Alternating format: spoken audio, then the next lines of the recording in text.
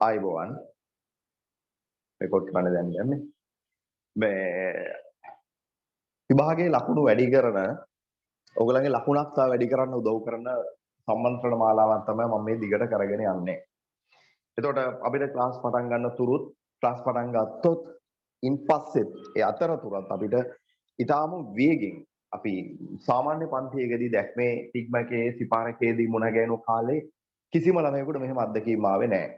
මූල්‍ය කළමනාකරන එකපාරක් කරා රිවිෂන් එකේ දෙවෙනි පාර කරා එච්චරමයි. දැන් බලන්නකෝ මම මේ පාඩම තීරය එකපාරක් කරනවා මෙතන සපෝටින් සෙමින එකක් කරනවා දෙපාරයි රිවිෂන් එක කරත් එතනම තුන් පාරක් මේ පාඩම කළා. මම අද මේ වීඩියෝ එක බොහෝ වෙලාවට අදින් පස්සේ හෙට හෝ අනිද්දා වෙනකොට රෙකෝඩින්ග්ස් බලලා ඉවරුනාට පස්සේ YouTube අප්ලෝඩ් කරනවා. ඒක ළමයිකට ඕනම වෙලාවක මේ පාඩම ඉගෙන ගන්න පුළුවන් වීඩියෝ එකේ ක්වොලිටි එකේ ප්‍රශ්නයක් නැති වුණොත්. එතකොට බලන්න මේ අදීශ ඉන්නවා අදීශට ස්ක්‍රීන් රෙකෝඩින් එකක් දාන්න පුළුවන් නම් බලමු මේකේ අවුලක් આવුත් අපිට දාන්න පුළුවන්. එතකොට මේ බලාපොරොත්තු වෙන්නේ ළමයෙකුට යම් වෙලාවකදී සාමාන්‍ය පන්තියකදී අපිට වෙලාවක් අරගෙන ආවරණය කරගන්න බැරි වෙච්ච කොටස්. හරිද? එහෙම නැත්නම් මගහැරිච්ච කොටස් ගොඩක් ආවරණය කරගන්න පුළුවන්. විශේෂයෙන් නැවත නැවත රිමයින්ඩ් කරන එක රිපීට් ක්ලාසස් මේ විදිහට දාලා මේ මාතෘකාව ඔබට ඇහෙන්න සලස්වන එක. දැන් අපිට මේවා උගන්නලා මේවා කියවලා මේවත් එක්කම ජීවත් වෙලා අපිට දැන් මේවා ඇඟට පත්තියන් වෙලානේ තියෙන්නේ. හරිද? දැන් මේ මොහොතේ මෙහෙම නිස්කලංක පාඩු ඉන්න වෙලාවක මගෙන් මුකුත් වචන පිට නොවුනාට ළමයෙක් මගෙන් ඇහුවොත් එහෙම මාකටිං වල අලෙවිකරන මිස්ටර් ගැන ප්‍රවර්ධන මිස්ටර් ගැන මට උත්තරයක් දෙන්න මේ වෙලාවේ පුළුවන්. ඒකට හේතුව ඒක මහා අමුතු දෙයක් නෙමෙයි. මම කාලයක් තිස්සේ මේක යෙදිච්ච නිසා මේකේ අහන බොහෝ තැන් වලින් මට උත්තර දෙන්න පුළුවන්. ඒ කියන්නේ මේ සියල්ල දන්නවා කියලා නෙමෙයි මං කිව්වේ. මම තාම පොත්පත් කියවමින් රැස් කරනවා දැනුම. තේරුණා? ඒ නිසා විෂයක් ඉගෙනගෙන ඉවර කරන්න බෑ අපිට. අපිත් ඒවා හොයමින් තමයි එකතු කරගන්නේ. ඉතින් ඔබට මේ ලැබිලා තියෙන්නේ අපි මහන්සි වෙලා ගන්න දේ ඔබට අතට හම්බෙන මහඟු අවස්ථාවක්. පැහැදිලි? කියන්නේ ආයි මේ විෂයක් ඉගෙන ගන්න හම්බෙනවා කියලා කියන්නේ. තේරුණාද? ඒ නිසා ඔන්ලයින් වල ලැබුව එක්තරා විදිහක වාසිතන් වල ප්‍රතිලාභ තමයි ඔබ මේ අරගන්නේ. හරිද? අපි අද ආවරණය කරන්නේ ඔයගලන්ගේ 13 ශ්‍රේණියට අදාළ මූල්‍ය කළමනාකරණය ෆයිනෑන්ස් මැනේජ්මන්ට් කියන මාතෘකාවේ මූල්‍ය කළමනාකරණය කියන කොටස. අද අපි මූල්‍ය වෙළඳපොළට යන්නේ නැහැ වෙලා මදි. ඉතර ගොඩක් කරන්න බෑනේ එක දවසේ. සමන් තෝරගන්න මේ සීමිත කාලය තුල පැය දෙකමාරක හෝ 3ක වගේ කාලයක් අපිට යයි. අපි කාලය අඩු වෙන තරමට අපිට ලේසි වැඩ ඉවර වෙන්න ඕනේ. ඒ කාලය තුල අපි මූල්‍ය කළමනාකරණය කියන එකක නැවත පුනරීක්ෂණ පාඩමක් ලෙස රිවිෂන් පන්තියක් ලෙස නැත්නම් තියරි එකක්ම කරගෙන ගියොත් මේ ටිකක් බෝරින් වෙනවා. ඒ නිසා පුනරීක්ෂණ දේශනයක් ලෙස ලකුණක් වැඩි කරගන්න පුළුවන් සපෝටින් ක්ලාස් එකක් විදිහට අද මූල්‍ය කළමනාකරණය එකකේ ආවරණය කරන්නයි හදන්නේ. මේ පාඩම අර වෙනද විදිහටම පිළිවෙලකට මම පෙළ ගැස්වලා තියෙනවා අද දවසට වැඩ 15ක්. මාතෘකාත් ප්‍රශ්නත් සංයෝජනය වෙච්ච වැඩ 15ක්. අපි ඒ නමනේ පහුගිය දවස්වල කියාගෙන ගියේ වැඩ 15ක්. ඒ වැඩ 15 අවසානයේ ඔයාගේ මේ පාඩමෙන් 70ක් විතර අවසන් වෙයි. හරිනේ? එතකොට අපි වැඩ 15 පටන් ගන්නයි හදන්නේ. අපි මේ ව්‍යවසායකත්වයට ඒ වගේ වැඩ 15ක් හෝ 16ක් කරා. හොඳ සෙමින එකක් ඒක ඊයේ කරපු. මටත් බොහොම මේ ආරම්භයත් සතුටුයි. මැද්දෙත් හොඳට වැඩේ කරගෙන ගියා. අවසාන වෙනකන් ළමයිනුත් ඉඳපු ගොඩක් අය හිටියා. බොහොම සතුටින් කරපු සම්මන්ත්‍රණයක් ව්‍යවසායකත්වයේ පාඩමට ඊයේ මම කරපු එක. ඉතින් අදත් බලමු අදත් ඒ තත්ත්වයට කොහොම හරි මේක ගන්න. හරි. අපි මූල්‍ය කළමනාකරණය ගැන දැනගන්න අවබෝධ කරගන්න එක මුලින් කරමු. මොකද මගදී කතා කරන වෙලාවෙ එතකොට ඉතිරි වෙනවා. අපි ඒ නිසා මුල් වෙලාවේ ටිකක් වැඩි කාලයක් අරගෙන ෆයිනෑන්ස් මැනේජ්මන්ට් එහෙම නැත්නම් මේ මූල්‍ය කළමනාකරණය කියන විෂය මේ මාතෘකාව මේක ගොඩනැගිච්ච ආකාරය ගැන අපි අවබෝධයක් ඉස්සල්ලාම අරගමු. හරි. මම ඒකට අවශ්‍ය කරන සැකස්ම ඒකට අවශ්‍ය කරන සැකිල්ල බෝඩ් එකේ දාගන්නවා. වෙලා යනවා නැත්නම් තවත් වෙලාවක මේකට ගන්න එපා. ඉස්සලාම ඔයගොල්ලෝ හෙඩින් එක දාගන්න ඒකකයේ 15 මූල්‍ය කළමනාකරණය. ඒකකයේ 15 මූල්‍ය කළමනාකරණය. ඒකකයේ 15 මූල්‍ය කළමනාකරණය.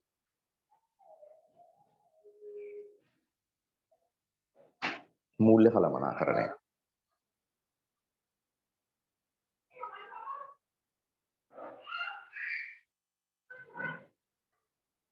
මූල්‍ය කළමනාකරණය ෆයිනෑන්ෂියල් මැනේජ්මන්ට් ඒකකයේ 15. හරි. මූල්‍ය කළමනාකරණය කියන්නේ මෙන්න මේ වගේ වැඩක්.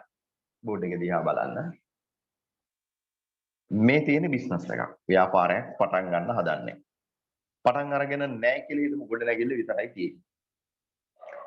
දැන් ව්‍යාපාරයක් පටන් ගන්න හදන්නේ. ව්‍යාපාරයක් පටන් ගන්නෙද්දී ඔබ දන්නවා අනිවාර්යයෙන්ම ව්‍යාපාරයක් ආරම්භ කිරීම සඳහා මුදල් අවශ්‍යයි. මූල්‍ය සම්පත් අවශ්‍යයි. අර මුදල් අවශ්‍යයි. එතකොට ඒ ව්‍යාපාරයට අර මුදල් සම්පාදනය කරගන්න පුළුවන් විකල්ප ක්‍රම රාශියක් තියෙනවා. හරිද? ආරම්භ කරන ව්‍යාපාරයකට අර මුදල් රැස් කරගන්න පුළුවන් විකල්ප අර මුදල් සම්පාදන ක්‍රම ගොඩක් තියෙනවා. පැහැදිලි? එකක් අතැති මුදල්. බොහොම සරල ලේසිම මූල්‍ය සම්පාදන මාර්ගය. Taman සතු දින අතිරික්ත මුදල් ව්‍යාපාරිකයෙකුට යොදවන්න පුළුවන්. ඒක දෙමව්පියන්ගෙන් හිතවතෙක්ගෙන් දෑවැද්දට හම්බෙච්ච සල්ලි වෙන්න පුළුවන්. හරිද? එතනින් එහාට ගියොත් ව්‍යාපාරිකයෙකුට බැංකු ණය කියන මූල්‍ය සම්පාදන මාර්ගය පාවිච්චි කරන්න පුළුවන්. දැන් අපි හිතමු මේ දෙක දාලා බිස්නස් එක පටන් ගත්තා කියලා. ටික දවසක් කරගෙන ගිහලා බැංකු අයිරාවක් ගන්න පුළුවන්. ඊළඟට වෙළඳ ආයතනයේ ව්‍යාපාරය ටික දවසක් කරා යද්දී සැපයුම් කරුවන්ගෙන් ද්‍රව්‍ය මේ මාසේ ද්‍රව්‍ය ලැබෙනවා ලබන මාසේ ගෙවනවා කියලා. වෙළඳ ණය පහසුකම් අරගන්න පුළුවන්. ඊළඟට මතු දාතම් චෙක්පත් බෝස් ඩේටඩ් චෙක්ස් ලියන්න පුළුවන්. ඉදිරි දින දාලා චෙක් ලියන්න පුළුවන්. ඊළඟට ව්‍යාපාරයේ මාසයක් දෙකක් කරා යද්දී ඒකේ උපයන අතිරික්තයක් ලාභයක්. ඒ ලාභය ව්‍යාපාරයට නැවත ආයෝජනය කරන්න පුළුවන් ප්‍රති ආයෝජන කියලා අපි ඒක හඳුන්වනවා. රඳවාගත් ලාභ. එහෙම නැත්නම් සංචිත කියලා වචනකුත් කියනවා. රඳවාගත් ලාභ ව්‍යාපාරයට අර මුදල් සම්පාදනය සඳහා පාවිච්චි කරන්න පුළුවන්. එතන මේ ව්‍යාපාරය කොහොම කාලයක් ගත වෙලා කේවල ස්වාමි හවුල් ව්‍යාපාර කියන මට්ටමින් උඩට ගිහිල්ලා සමාගමක් තත්ත්වයට ආවොත් අන්න යන්න පුළුවන්. කොටස් නිකුත් කරන්න පුළුවන්. ණය කර නිකුත් කරන්න පුළුවන්. මේ සෙට් එකත් හරි මේ එකපාර කොටස් නිකුත්වක් කරත් ඇති. වාණිජ්‍ය පත්‍රිකා කියන මූල්‍ය සම්පාදන මාර්ගය පාවිච්චි කරන්නත් පුළුවන්. විශාල ප්‍රමාණයේ මහා පරිමාණ සමාගම් වලට එහෙම පුළුවන් වාණිජ්‍ය පත්‍රිකා නිකුතුවක් කරන්න. එතකොට මේ කියන මූල්‍ය සම්පාදන මාර්ග ටික ව්‍යාපාරයක් විසින් අත්පත් කරගන්නවා. මේ ඔක්කොම ගන්න ඕනේ නැහැ. මේ ව්‍යාපාරයේ ස්වභාවය අනුව 1 2 3 4 5 ඔක්කොම උන මහා පරිමාණ ව්‍යාපාරයකට අවශ්‍ය වෙන්න පුළුවන්. මේ කියන මූල්‍ය සම්පාදන මාර්ග ව්‍යාපාරයේ විසින් රැස් කරගන්නවා. ඊට පස්සේ රැස් කරගත්තා වූ මූල්‍ය වත්කම් අරමුදල් ව්‍යාපාරයේ විසින් වඩාත් ප්‍රතිලාභ සහිත කෙටි කාලීන සහ දිගු කාලීන ආයෝජන මාර්ගවල යොදවනවා. උදාහරණයක් ව්‍යාපාරයට අවශ්‍ය තොග මිලට ගැනීම, එම තොග නැවත නැවත විකිණීම ව්‍යාපාරයක ප්‍රධාන මෙහෙයුම් කටයුත්තක්. ඒතර තොග මිලදී ගැනීම සඳහා කරන ආයෝජනය කෙටි කාලීන ආයෝජනයක්. ව්‍යාපාරය Tamanගේ ව්‍යාපාරය වැඩි දියුණු කර ගැනීම සඳහා නව ගොඩනැගිල්ලක් ඉදි කිරීම. නව යන්ත්‍ර සූත්‍රානයනය කිරීම. ඒක දිගු කාලීන ආයෝජනයක්. ව්‍යාපාරය Tamanගේ අරමුදල් වැඩි කර ගැනීම සඳහා මාස 3ක ස්ථාවර සම්පත් මුදල් යෙදවීම. භාණ්ඩාගාර බිල්පත්වල මුදල් ආයෝජනය කෙටි කාලීන ආයෝජනයක්. එම අරමුදල් වසර 5ක ස්ථාවර සම්පතුවක.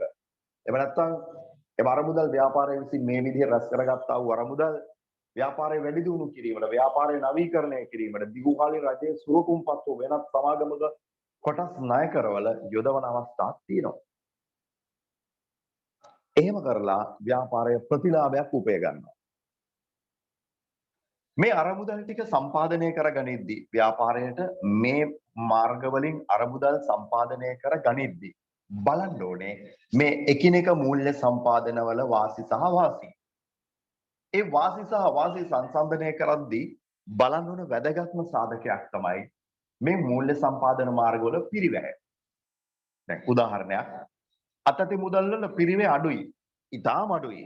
හැබැයි අතති මුදල් ව්‍යාපාරයට ආයෝජනය කරාම ආවස්තික පිරිවැය වැඩි. සමහර විට ඊටදී ලාභ වෙන්න පුළුවන්. අතති මුදල් ව්‍යාපාරය තුළට ආයෝජනය කරන්නේ නැතුව සන්තකයේ තබාගෙන බැංකු ණයක් අරගෙන ඊට වඩා වැඩි ප්‍රතිලාභ තියෙන තැනක ආයෝජනය කරන එක වාසි වෙන්න පුළුවන්. ඒකට අතති මුදල් ටිකක් තියෙනවා, බැංකු ණයක් තියෙනවා. දැන් සමහර මිනිස්සු ඉන්නවා සල්ලි හොඳට තියෙනවා. හැබැයි වාහන ගන්න ලීසින් දාලා.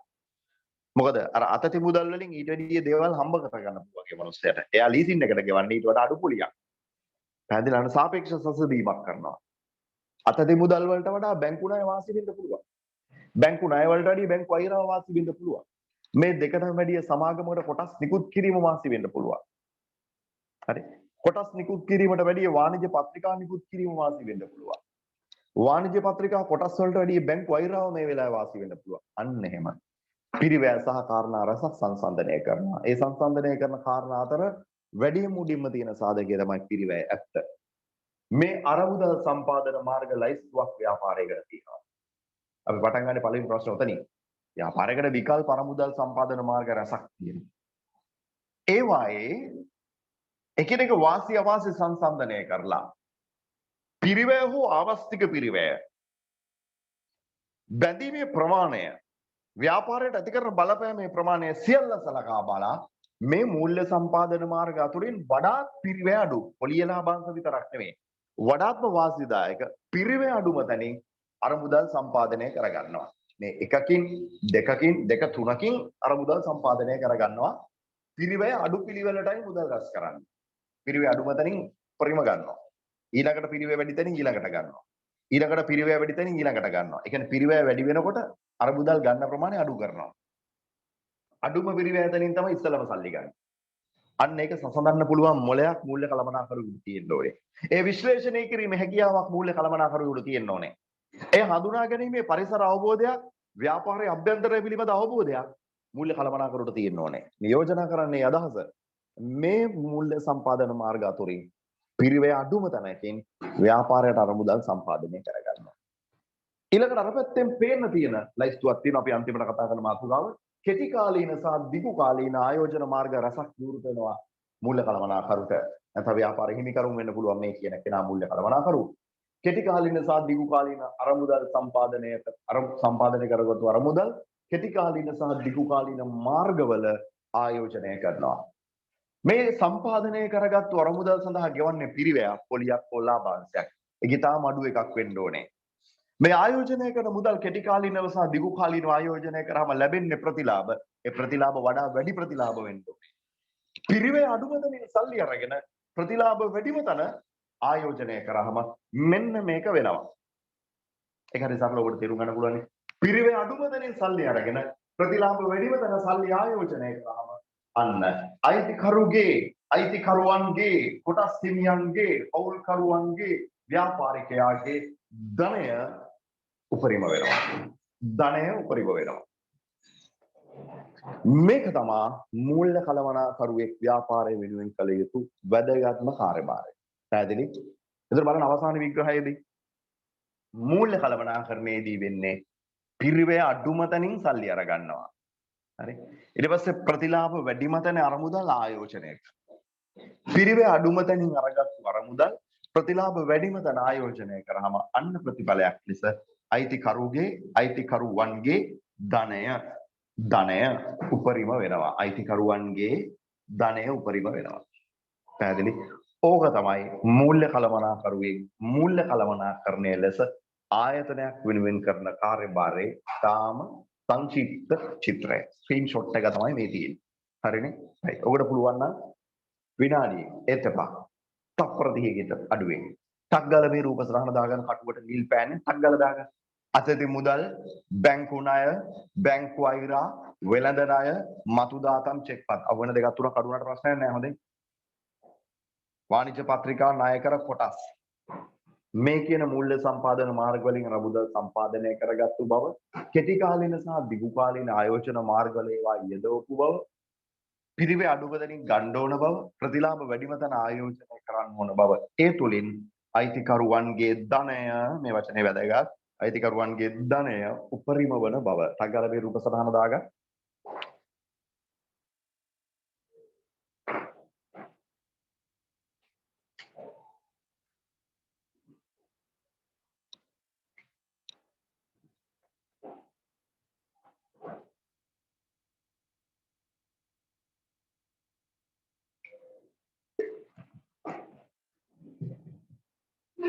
බෝඩ් එක පැහැදිලි නෑ. දැන් කොහොමද?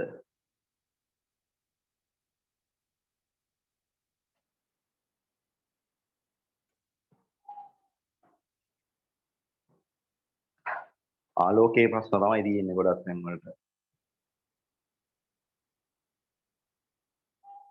සමහරට ආලෝකය වැඩි වෙනවා, සමහරට ආලෝකය අඩු වෙනවා. දැන් පේනවද ඔයගලන්ට වචන ටික? සිග්නල්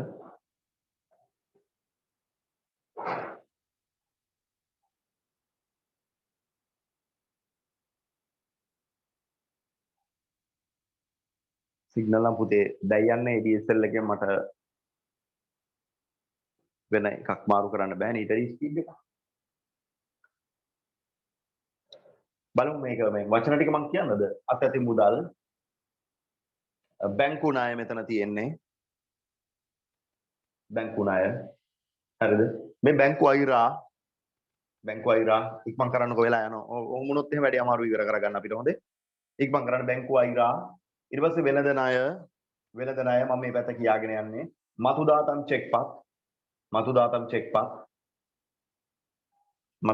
චෙක්පත් ඊට පස්සේ ලාභ කොටස් ණයකර ඊළඟට ණයකර වාණිජ පත්‍රිකා ටිකක් ඉක්මන් කරන්න. හරිද? ඊට පස්සේ මේ ව්‍යාපාරය බිස්නස් සංකේතවත් කරගන්නටක් ගාලා ව්‍යාපාරය නැද්දින් ව්‍යාපාරය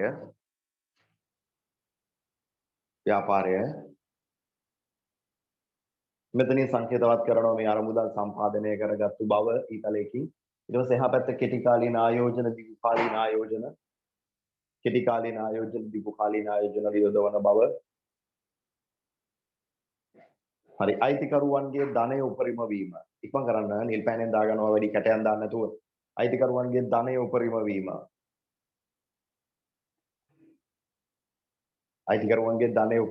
ඊට පස්සේ මේ පැත්තේ පිරිවැය අඩුවෙන් ගන්න ඕන බව, මේ පැත්තේ ප්‍රතිලාභ වැඩි තැන යොදවන්න ඕන බව. වයිට් බෝඩ් එක අවුල්ලාගෙන බ්ලැක් බෝඩ් එක හොඳයි වගේ කතාකට. මට වෙන්නේම වගේ.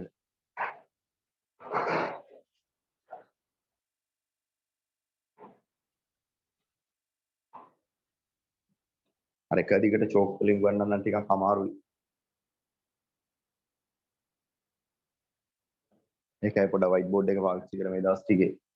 පිරිවැය ප්‍රතිලාභ රයිට් එහෙනම් අයිතිකරුවන්ගේ ධන උපරිම කියලා මේක මෙතනින් ඉවර කරගන්න. අපි යමු පළවෙනි ප්‍රශ්නෙට. රයිට්. ලියමු ප්‍රශ්න අංක 1.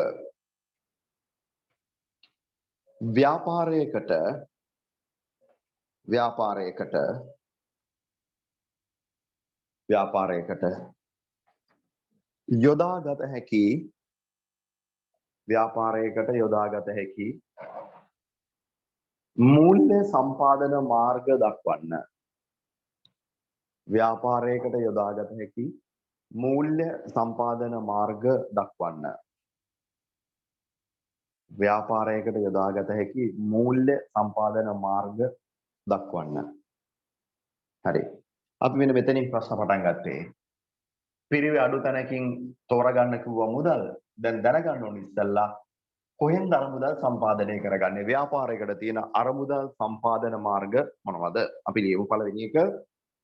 අපි කෙලිම සමාගම් පැත්ත ගැන හිතලා මේ උත්තරේ පෙළ ගස්සන්න එහෙම බැලුවොත් පළවෙනි එකේ තියෙනවා සාමාන්‍ය කොටස් නිකුත් කිරීම. එක සාමාන්‍ය කොටස් නිකුත් කිරීම.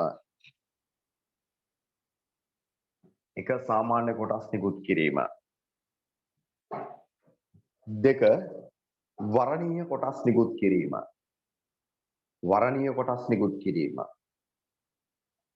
එක සාමාන්‍ය කොටස් නිකුත් කිරීම. දෙක වරණීය කොටස් නිකුත් කිරීම. තුන්වෙනි එක ණයකර නිකුත් කිරීම.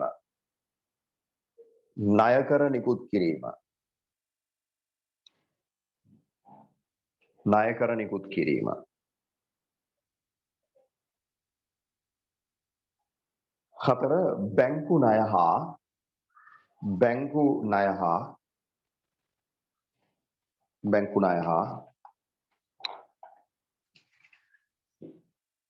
වෙනත් මූල්‍ය ආයතන සපයන ණය. බැංකු ණය හා වෙනත් මූල්‍ය ආයතන සපයන ණය.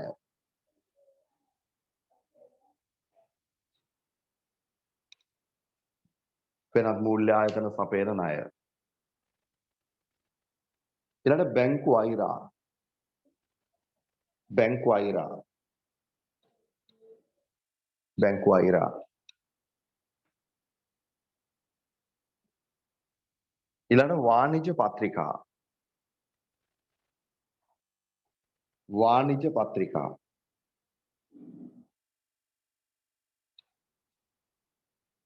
වාණිජ්‍ය පත්‍රිකා. කල්බදු. කල්බදු. කල්බදු. අතිරික්ත වත්කම් විකිණීම. අතිරික්ත වත්කම් විකිණීම.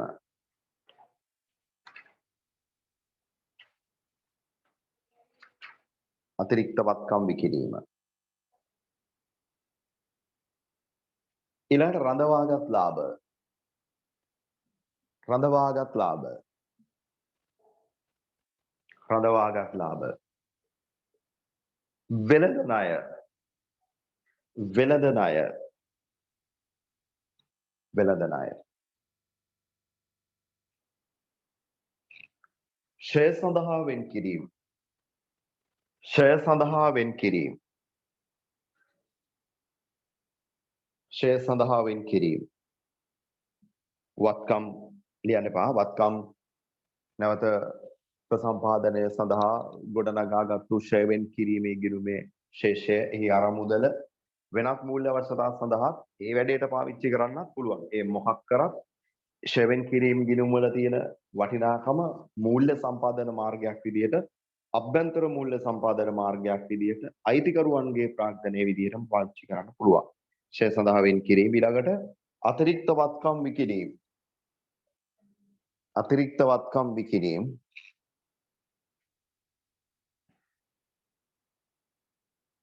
අවසානයේ රජයේ මූල්‍ය ආධාර. රජයේ මූල්‍ය ආධාර. රජයේ මූල්‍ය ආධාර. හරි. දැන් දැන් අපි ඊළඟට පොඩි කතාවකට යනවා මේ රූප සටහන අපිට ප්‍රයෝජනවත් වෙන කීප දණකදී. මේක අහන්නකෝ. දැන් මූල්‍ය සම්පාදන මාර්ග විකල්ප ගොඩක් තියෙනවා. තේරෙනවද? ඒ වගේම ව්‍යාපාරයක් විසින් රැස් කරගන්න මුදල් ආයෝජනය කරන්න මාර්ගත් විකල්ප ගොඩක් තියෙනවා. එතකොට පිරිවේ අඩුම තැන තෝරගන්න ඕනේ. ඒ කියන්නේ මූල්‍ය සම්පාදන මාර්ග අතුරින් වඩාත් වාසි සහගතේව ප්‍රමුඛතාවනුව පෙළගස්සන්න උන. අන්න එහෙම ව්‍යාපාරයේ විසින් මේ ඔබට දැන් ඊටත් වැඩි විස්තරාත්මක සටහනක් උතන දුන්නනේ. මේ මූල්‍ය සම්පාදන මාර්ග අතුරින් ව්‍යාපාරයක් පාවිච්චි කරන්නේ මොන මූල්‍ය සම්පාදන මාර්ගද? ඒ ප්‍රමුඛතාව පෙළගස්වා ගන්නේ කොහොමද? ඒක මූල්‍ය කළමනාකරුවෙක් විසින් ගත යුතු වැදගත්ම තීරණයක්. يعني ව්‍යාපාරයේ විසින් අර මුදල් සම්පාදනය කරගන්නේ කොතනින්ද කියන එක මූල්‍ය කළමනාකරණයේදී හරි වැදගත් තීරණයක්. ඒකට කියනවා මූල්‍යන තීරණ කියලා. මොකද කිව්වේ? අයි කියනම මූල්‍යන තීරණයක්. මූල්‍යන තීරණය. ඒ කියන්නේ හරිම සරලයි. මේ විකල්ප මූල්‍ය සම්පාදන මාර්ග අතුරින් ව්‍යාපාරයට අවශ්‍ය අර මුදල් සම්පාදනය කරගන්නේ කොතනින්ද? එහි ප්‍රමුඛතාව කොයි වගේද කියලා තීරණය කරන එකට කියනවා මූල්‍යන තීරණයක් කියලා. ඊට පස්සේ ව්‍යාපාරය විසින් රැස් කරගත්තා වූ අරමුදල් යොදවන්නේ මොන මාර්ගවලද? කෙටි කාලීනව යොදවන්නේ මොන මාර්ගවලද? දිගු කාලීනව යොදවන්නේ මොන මාර්ගවලද? හරිද? මේ ප්‍රතිලාභ පැත්තේදී මූල්‍ය කළමනාකරු විසින් අයිතිකරුගේ ධනය උපරිම කිරීම සඳහා මේ ප්‍රතිලාභ වැඩි කරන පැත්ත ගැන හිතද්දී කෙටි කාලීනව සහ දිගු කාලීනව අරමුදල් ආයෝජනය කරන මාර්ග ගොඩක් තියෙනවා. ප්‍රතිලාභ වැඩිම ආයෝජන මාර්ග මොනවද කියලා තීරණය කරන්න ඕනේ. සමහරට නව ව්‍යාපෘතියක් වෙන්න පුළුවන්, නව ව්‍යාපාරයක් ආරම්භ කිරීම වෙන්න පුළුවන්, තොග මිලට ගැනීම වෙන්න පුළුවන්, එහෙම නැත්නම් ව්‍යාපාරයේ නවීකරණ කටයුත්තක් වෙන්න පුළුවන්.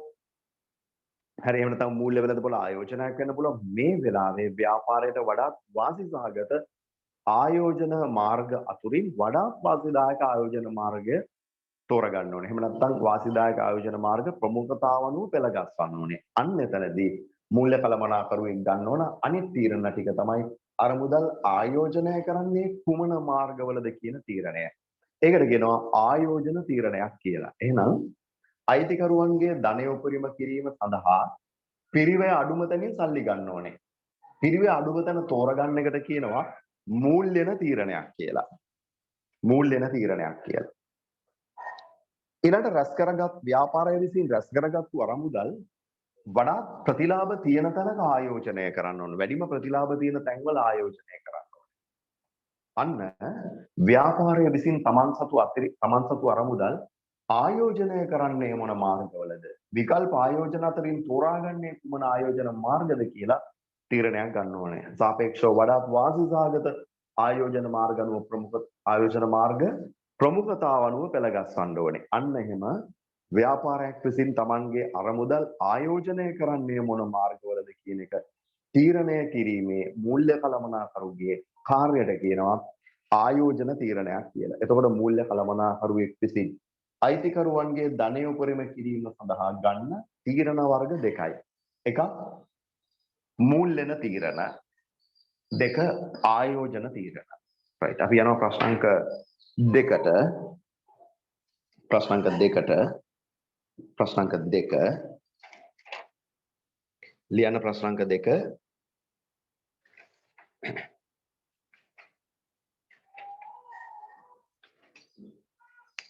අයන්න දෙකේ අයන්න මූල්‍ය කළමනාකරණයේ දෙකේ අයන්න මූල්‍ය කළමනාකරණයේ මූලික අරමුණ ඉටු කර ගැනීම සඳහා මූලික අරමුණ ඉටු කර ගැනීම සඳහා මූලික අරමුණ ඉටු කර ගැනීම සඳහා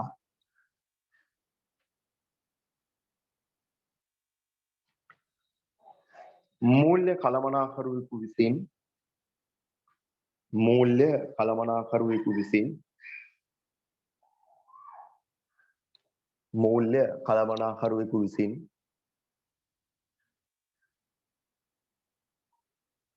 ගනු ලබන මූල්‍ය කළමනාකරුවෙකු විසින් ගනු ලබන ප්‍රධාන තීරණ දක්වන්න. මූල්‍ය කළමනාකරුවෙකු විසින් ගනු ලබන ප්‍රධාන තීරණ දක්වන්න. ගනු ලබන ප්‍රධාන තීරණ දක්වන්න.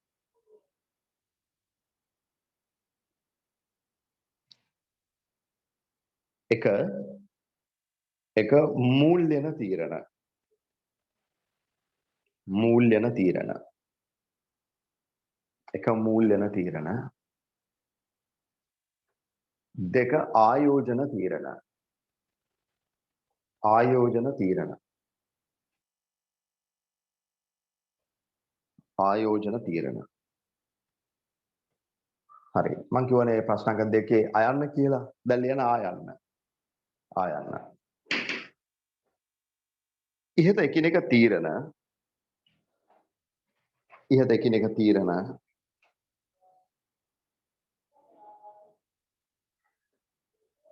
ඉහත එකිනෙක තීරණ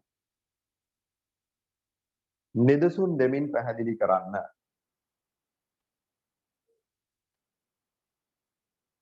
ඉහත එකිනෙක තීරණ නිදසුන් දෙමින් පැහැදිලි කරන්න.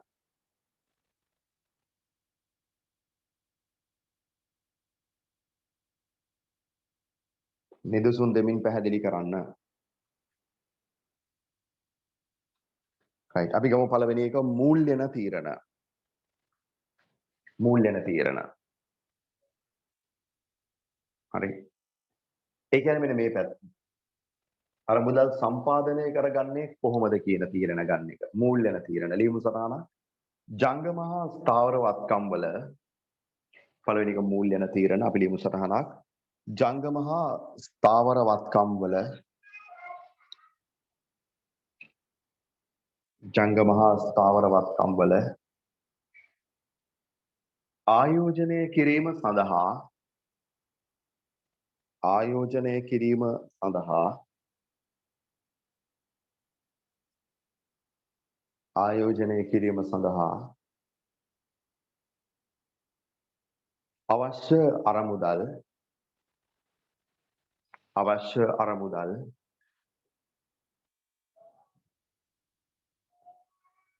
අවශ්‍ය අරමුදල්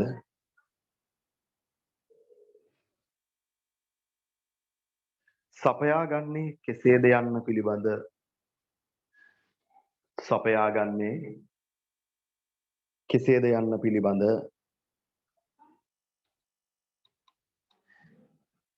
සපයාගන්නේ කෙසේද යන්න පිළිබඳ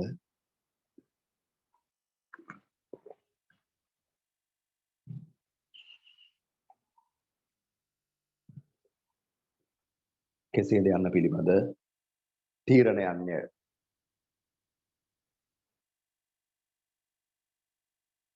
කෙසේද යන්න පිළිබඳ තීරණයන්ය.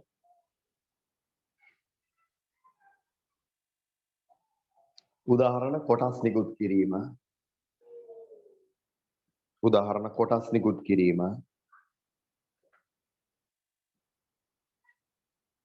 ණයකර නිකුත් කිරීම ණයකර නිකුත් කිරීම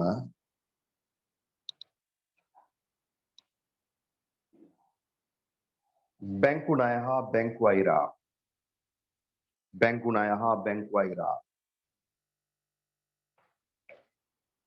බැංකු ණය හා බැංකු අයිරා හරි අංක 2 ඒ කියන්නේ මූල්‍ය කළමනාකරණය සම්බන්ධ දෙවනි තීරණ වර්ගය ආයෝජන තීරණ ආයෝජන තීරණ ආයෝජන තීරණ ලියනවා සටහන ජංගම හා ස්ථාවර වත්කම් වල ජංගම හා ස්ථාවර වත්කම් වල ජංගම හා ස්ථාවර වත්කම් වල අරමුදල් යෙදවීම සම්බන්ධව අරමුදල් යෙදවීම සම්බන්ධව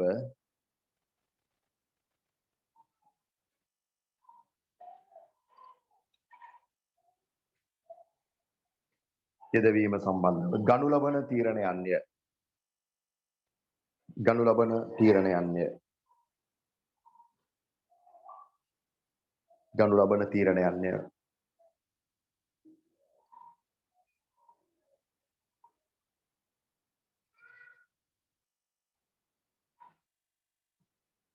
හරි උදාහරණ වෙළඳ තොග මිලට ගැනීම වෙළඳ තොග මිලට ගැනීම වෙළඳ තොග මිලට ගැනීම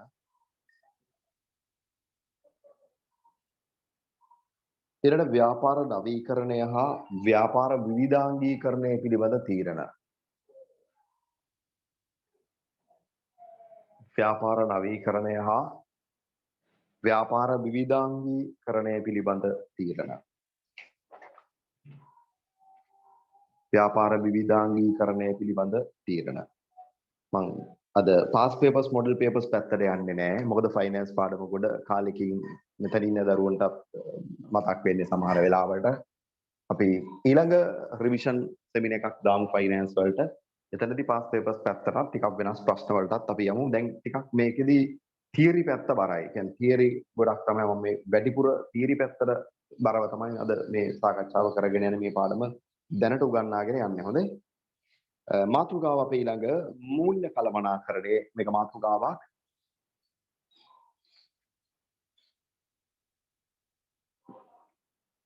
ඊළඟ මාතෘකාව මූල්‍ය කළමනාකරණයේ මූලික අරමුණ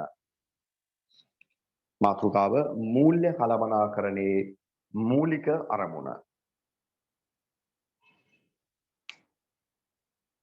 මූල්‍ය කළමනාකරණයේ මූලික අරමුණ හරි මං වෙලාසෙනින් දාපු සටහන දැනටත් ප්‍රයෝජනවත් මේ බලන්න මූල්‍ය කළමනාකරණයේ මූලික අරමුණ මම ඔයාලට පැහැදිලි කරලා ඉතාලම නිවැරදිව අවසාන තැනට ගෙනල්ලා ඉවර කරා. ඒ තමයි මේ තියෙන මූල්‍ය කළමනාකරණයේ මූලික අරමුණ. මූල්‍ය කළමනාකරුවෙකුගේ මූලික අරමුණ ආයතනයක මූල්‍ය කළමනාකරණයෙන් අපේක්ෂිත අවසන් වගකීම මේ තියෙන්නේ. ඒ තමයි පිරිවේ අඩුම තැනින් අරමුදල් සම්පාදනය කරගෙන ප්‍රතිලාභ වැඩිම තැන ඒ අරමුදල් ආයෝජනය කරලා ව්‍යාපාරයේ අයිතිකරුවන් සමූහයකගේ එහෙම නැත්නම් කොටස් හිමියන්ගේ ධනය උපරිම කිරීමයි. right අපි පාඩම මාරු කරලා තනි වාක්‍යයකින් ලියමු. ව්‍යාපාරයේ හිමිකරුවන්ගේ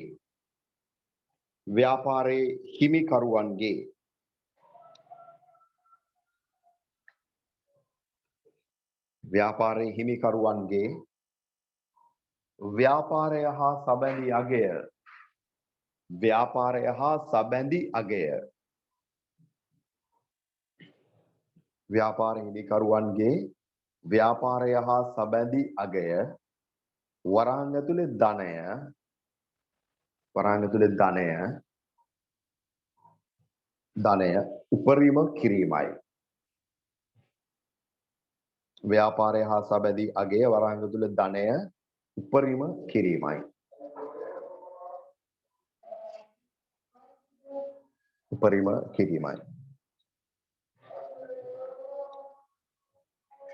හරි. ඒක තමයි මූල්‍ය කළමනාකරණයේ මූලික අරමුණ. හරිද? තරුවක් දාන්න අලුත් ඡේදකින් තරුවක් දාන්න.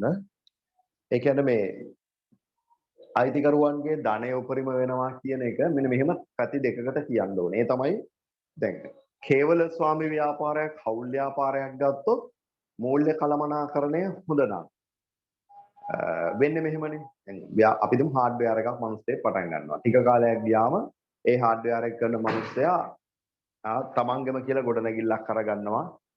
ඒක එක තට්ටුවයි තියෙන්නේ. ඊට පස්සේ ඒකට ස්ලැබ් එකක් දාලා තට්ටු දෙකක් කරගන්නවා.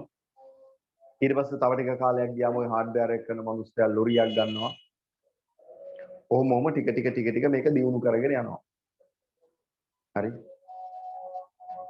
දැන් ඒ ව්‍යාපාරය කරන කෙනාත් මෙන්න මෙහෙම ආඩම්බරයෙන් කියනවනේ. මම මේ හાર્ඩ්වෙයාර් එක මෙහෙමයි පටන් ගත්තේ දැන් මෙහෙමයි තියෙන්නේ. හරි. මට දැන් ප්‍රශ්නයක් නැහැ මේකේ තියෙන ඒවා කවදා හරි වික්කත් මට ජීවත් වෙන්න පුළුවන්. දැන් මේ ඉඩමුණක් දෙන්න පුළුවන් මෙච්චර ගාණකට. මේ බිල්ඩින් එක මෙච්චර ගාණකට දෙන්න පුළුවන්. මම ওই ලොරිය ගෙනාවේ ලක්ෂ 30කට නුවරින්. දැන් ලක්ෂ 35කට ඉල්ලනවා. තේරෙනවද? ඒ කියන්නේ හැමතිස්සෙම කේවල ස්වාමි ව්‍යාපාරයවල දැන් අපි නිකන් හිතන්නකො මිනිස්සෙක් කෙනා අමාරුවෙන් ගියක් හදන දුක් විඳලා. හරි. හදලා ඒ ගේ ගැන ආඩම්බර වෙනකොට කියන්නේ එහෙමනේ. මේක දැන් දෙත හැකි කෝටි 1.20කට විතර. අර මහන්සියලා අවුරුදු ගාණක් තිස්සේ හදපු ගේ වැලියු කරන විදිය බලන්නකො. වික්කොත් කීයක් හම්බෙනවදනේ? දැන් වාහනයක් තියෙන මිනිස්සෙක් හිතන්න. වාහනයක් තියෙනවා කෙනෙක් ගාව. ඒ වාහනේ අපි දෙමු ටැලියෝන් එකක්. ඉතින් පදිනවා ගමන් බිමයි යනවා. ඉතින් කවුරු හරි ඥාති ගෙදරක ගිහිල්ලා ඉතින් වාහනේ ගැන පොඩි කයියකට සෙට් වුණාම ඉතින් පොරටෝක් දෙනකොට ගන්න පොයින්ට් එකක් තමයි යෝගනේ. මම මේක ගෙනාවේ කුරුණෑගලින් ડોක්ටර් කෙනෙක්ගේ කාර් එකක්. හරි මං ගෙනාවේ 55ට. දැන් ඉල්ලනවා මගේ යාළුවෙකුත් ඇවිල්ලා 60ට ඉල්ලුවා 60ට. මන් දෙන්නේ නැහැ. හරි අර තමන්ගේ වත්කම වික්කොත් ලැබෙන ගාන තමයි ආඩම්බරින් කියන්නේ. අන්න. කේවල ස්වාමි ව්‍යාපාරවල හවුල් ව්‍යාපාරවල අයිතිකරුගේ ධනය වැඩි වෙච්ච බව කියන්නේ එහෙමයි. වික්කොත් ලැබෙන ගාන. ඒ කියන්නේ අයිතිකරුගේ හෝ ඒ ව්‍යාපාරයේ කළමනාකරුගේ මූල්‍ය කළමනාකරණය හොඳයි නම් ඒක පෙන්වන එක නිර්ණායකයක් තමයි ව්‍යාපාරයේ උපලබ්ධි කළ පසු ලැබෙන අගය ප්‍රකාශ කරන එක. තේරෙනවද? අන්න එකක්. හරි. ඒ කේවල සාමේ හවුල් ව්‍යාපාර වලට. හැබැයි සමාගමක මූල්‍ය කළමනාකරණය හොඳ නම් සමාගමක මූල්‍ය හැසිරීම හොඳයි නම් මූල්‍ය විනය හොඳයි නම් සමාගමක මූල්‍ය කළමනාකරණය හොඳ බව පෙන්눔 කරන්නේ සමාගමේ කොටස් වල මිල ඉහළ යාමකි. පැහැදිලි? අර වික්කොත් කියන කතාව එතනට අදාළ වෙන්නේ නැහැ. මොකද සමාගම කොටස් හිමියන්ට සමාගමක දේපල විකුණන්න බෑ. සමාගමේ කොටස් හිමියෝ විකුණන්නේ Tamanටයිති කොටස්.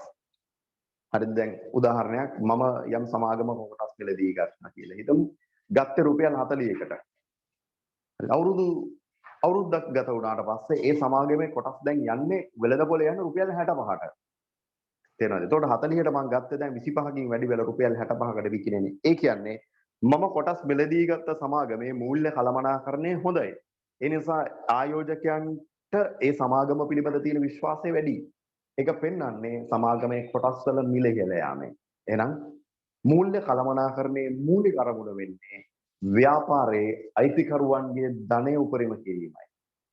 ඒ ධනය උපරිම කිරීම කියන වචනේ කේවල සාම ව්‍යාපාරික හවුල් ව්‍යාපාරයක නම් ප්‍රකාශ කරන්නේ ව්‍යාපාරය විකිණීමෙන් ලැබෙන වටිනාකමත් එක්ක ව්‍යාපාරය උපලබ්ධි කිරීමෙන් ලැබෙන වටිනාකමත් එක්ක සමාගමක නම් අයිතිකරුවන්ගේ ධනය උපරිම වෙච්ච බව ප්‍රකාශ කරන්නේ කොටස් වල මිල ඉහළ ගිය බව. මම ගත්තේ රුපියල් 40ට අර අහවල් කම්පැනි එකේ කොටස්. මට දැන් ඒක විකුණන්න පුළුවන් 65ට ෂෙයා මාකට් එක බලන්න දැන් මේ කම්පැනි ප්‍රයිසස් ෂෙයා ප්‍රයිසස් යන රුපියල් 65 වෙන්න. 40ට ගත්තේ 65ට විකුණන්න ලාභයිනේ. ඒ කියන්නේ මූල්‍ය කළමනාකරණය එම ආයතනයේ හොඳ බවට එක පැතිකඩක් නිර්ණායකයක් ඒකෙන් ඉදිරිපත් වෙනවා. right? අපි ලියමු තරුවක් දාන්න සමාගමක අගය හෙවත් වටිනාකම සමාගමක අගය හෙවත් වටිනාකම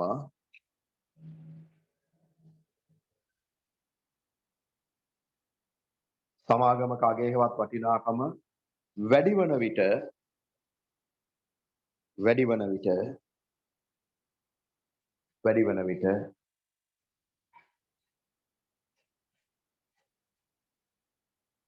එම සමාගමේ කොටස්වල මිල ඉහළ යයි. එම සමාගමේ කොටස්වල මිල ඉහළ යයි.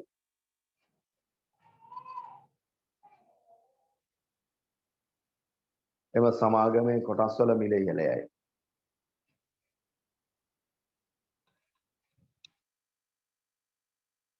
ඒ අනුව සාමාන්‍ය කොටස්වල එතන තමයි ඒ අනුව සාමාන්‍ය කොටස්වල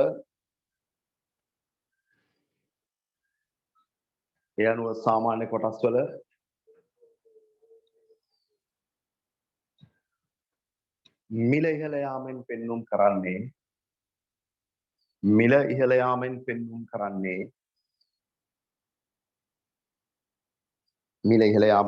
කරන්නේ අයිතිකරුවන්ගේ ධනය ඉහළ යාමයි. අයිතිකරුවන්ගේ ධනය ඉහළ යාමයි. අයිතිකරුවන්ගේ ධනය ඉහළ යාමයි. ඊළඟ තරුව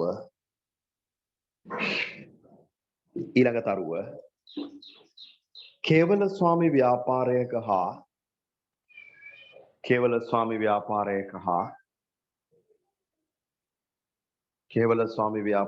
හා හවුල් ව්‍යාපාරයක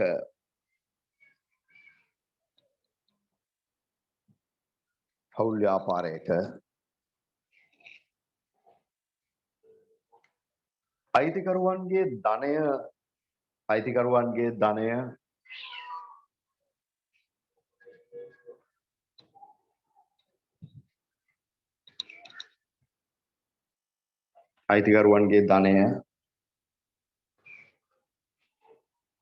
ඉහළ යාම අයිතිකරුවන්ගේ ධනය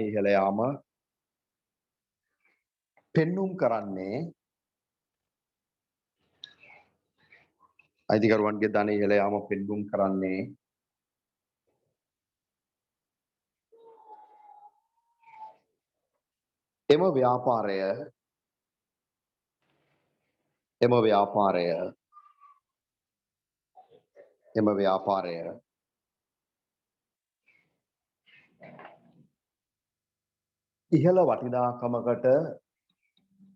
එම ව්‍යාපාරය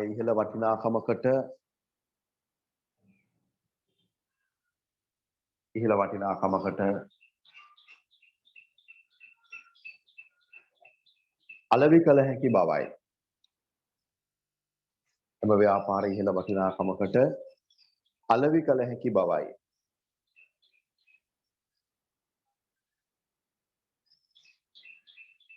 අලෙවි කළ හැකි බවයි.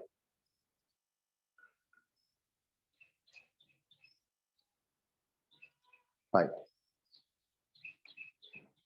අපි අද දවසේ තුන්වෙනි ප්‍රශ්නය අරගන්නවා. ලියන ප්‍රශ්නේ මූල්‍ය කළමනාකරණයේ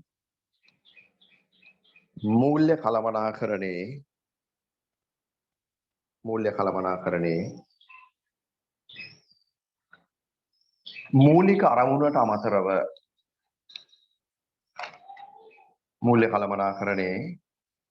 මූලික අරමුණට අමතරව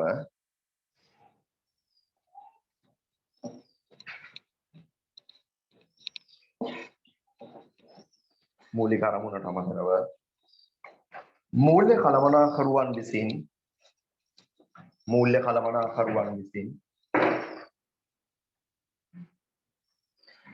ඉටු කර ගැනීමට අපේක්ෂිත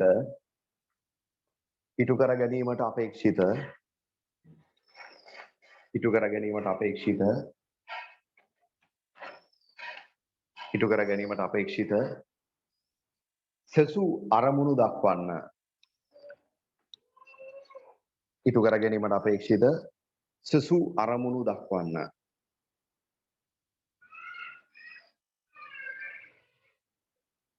සෙසු අරමුණු දක්වන්න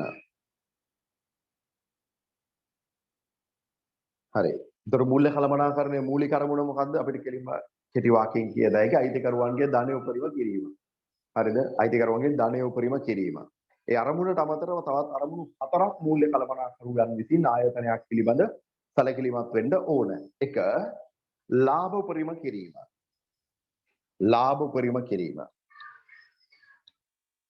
උපරිම කිරීම හරි අපි ලියමු යටතේ සටහනක් ලාභ උපරිම කිරීම ලියන්න ව්‍යාපාරයේ ආදායම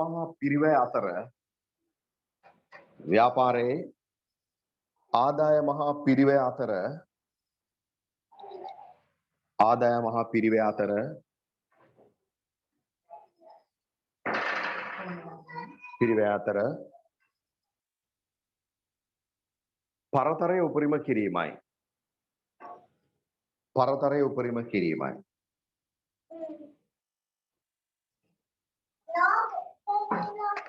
පරතරය උපරිම කිරීමයි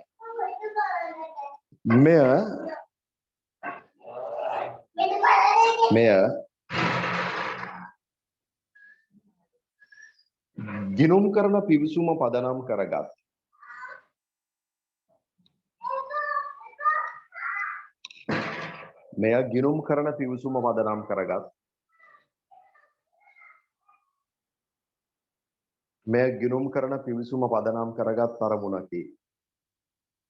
ගිණුම් කරන පිවිසුම පදනම් කරගත් අරමුණකි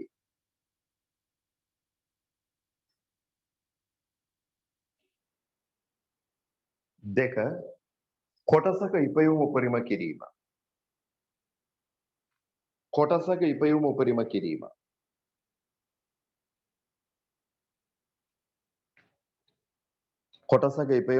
කිරීම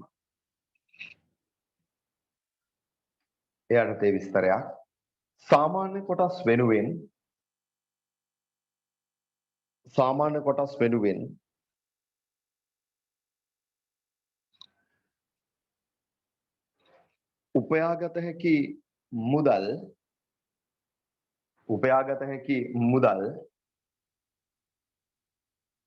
උපයාගත හැකි මුදල්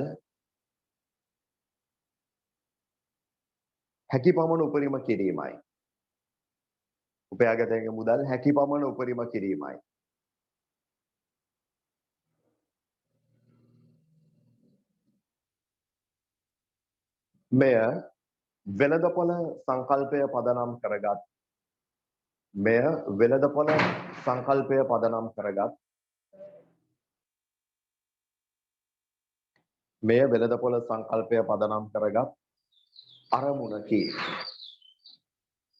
මෙය වෙළඳපොළ සංකල්පය පදනම් කරගත් අරමුණකි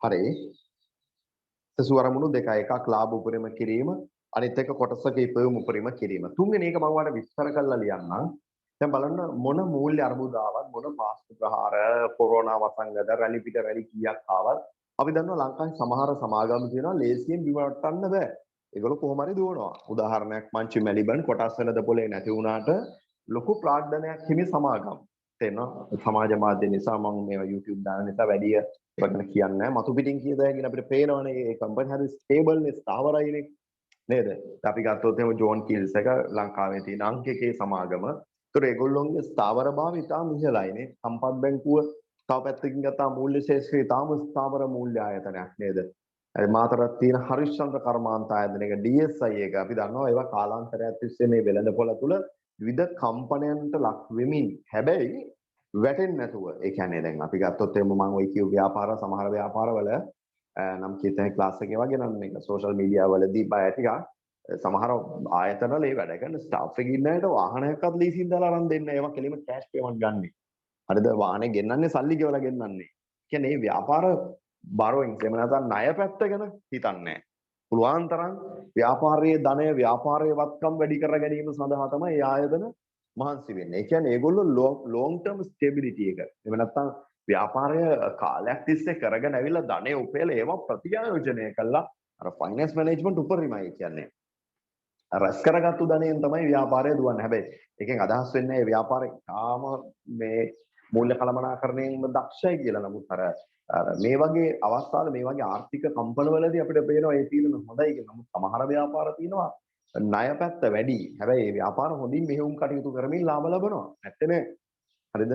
තේරෙනවා. ඉතින් නමුත් අර ඒ ක්‍රම දෙකෙන් කොයිකින් හරි කමන්නේ වැටෙන්නේ නැතුව ව්‍යාපාරයේ කාලාන්තරයක් තිස්සේ දැන් ඊයේ පිළ බලන්න මේ අම්මා නැති වෙච්ච ගම මුළු බිස්නස් ඔක්කොම ටික හැදී ගෑවිලා ගියපු හැටිනේ. හරි එතකොට පුතාලට ඒව කරගන්න බැරි වෙච්ච හැටි එතන තිබ්බ අසාර්ථකතාවයන් මේ ෆයිනෑන්ස් මැනේජ්මන්ට් වල ප්‍රශ්න සහ ඒකේ ස්ටාෆ් එක ඇතුලේ ඉන්න අයගේ අර්බුද මේ ඔක්කොමත් එක්ක ඒවා දෙගොඩ තලා ගියා ඒවා. තේරෙනවා. ඉතින් එහෙම නෙමෙයි ව්‍යාපාරයේ කාලයක් තිස්සේ අර මම ඉස්සෙල්ලා කිව්ව බ්‍රෑන්ඩ්ස් ටික බලන්න ඉස්සෙල්ලා කිව්ව වෙළඳ ටික ව්‍යාපාර ටිකනේ කාලාන්තරයක් තිස්සේ වෙළඳපොලේ රැඳිලා ඉන්නවා. ඒක ලෙවල් එකක ඉන්නවා. ඒක තමයි දිගුකාලීන මූල්‍ය ස්ථාවරත්වය කියලා කියන්නේ. යන තුන්වෙනි අරමුණ දිගුකාලීන මූල්‍ය ස්ථාවරත්වය. දිගුකාලීන මූල්‍ය ස්ථාවරත්වය දිගුකාලීන මූල්‍ය ස්ථාවරත්වය තහවුරු කිරීම.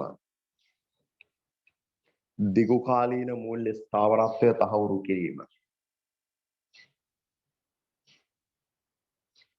හරි. අවසානයේ දැන් ව්‍යාපාරයේ මුදල් දිගුකාලීනව තන්තන් වල ආයෝජනය කරලා තියෙනවා වෙන්න පුළුවන්. නමුත් ඒකෙත් අවශ්‍යයක් තියෙනවා.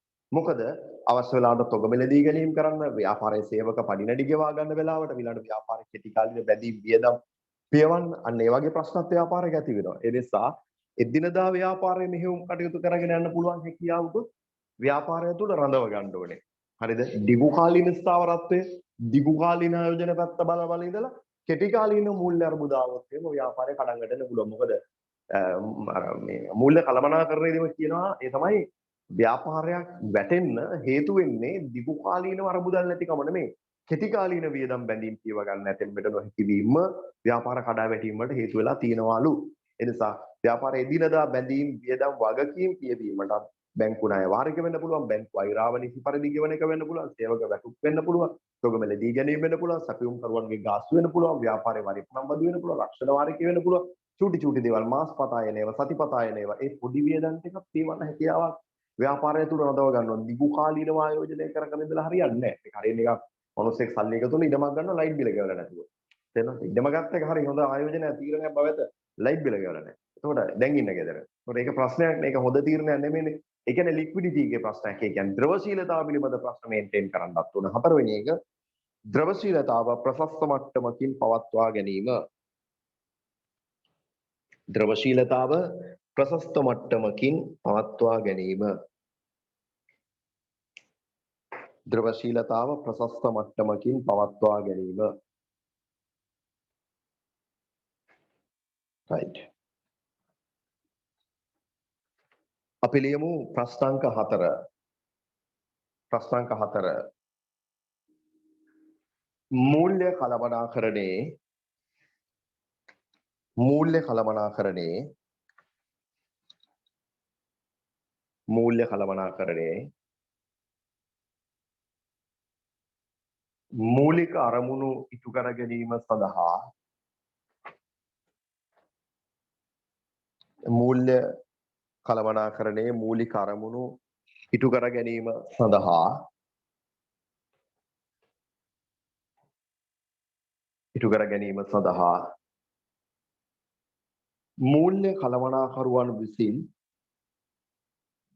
මූල්‍ය කළමනාකරුවන් විසින් මූල්‍ය කළමනාකරුවන් විසින්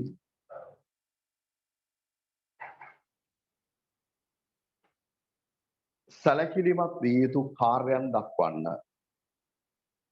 සැලකිලිමත් විය යුතු කාර්යයන් දක්වන්න.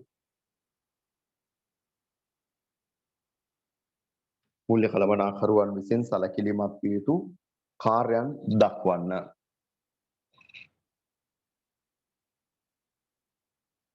හරි.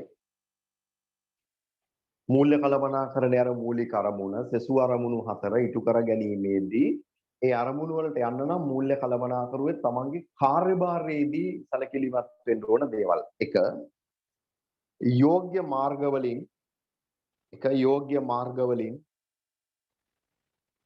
යෝග්‍ය මාර්ගවලින් අරමුදල් සම්පාදනය කර ගැනීම. යෝග්‍ය මාර්ගවලින් අරමුදල් සම්පාදනය කර ගැනීම.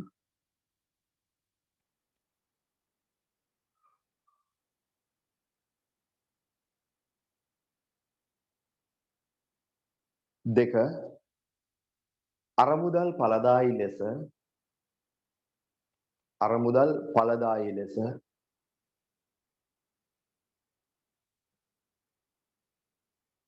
විවිධ ව්‍යාපෘතිවල යෙදවීම. අරමුදල් ඵලදායී ලෙස විවිධ ව්‍යාපෘතිවල යෙදවීම.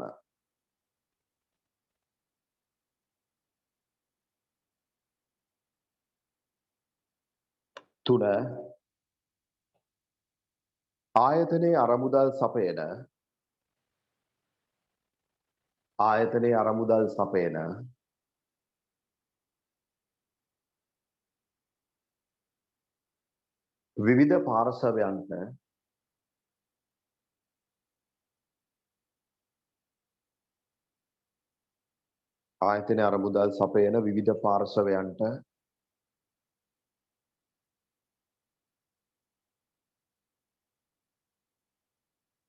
අරමුදල් සපයන විවිධ පාර්ශවයන්ට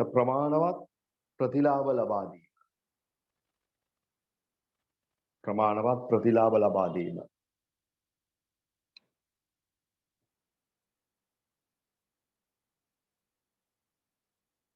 ඊළඟට කාරක ප්‍රාග්ධන කළමනාකරණය.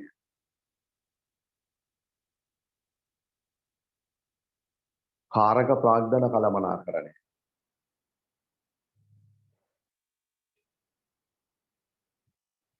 පහ ආයෝජකයන්ට අරමුදල් ආපසු ගෙවීම. ආයෝජකයන්ට අරමුදල් ආපසු ගෙවීම.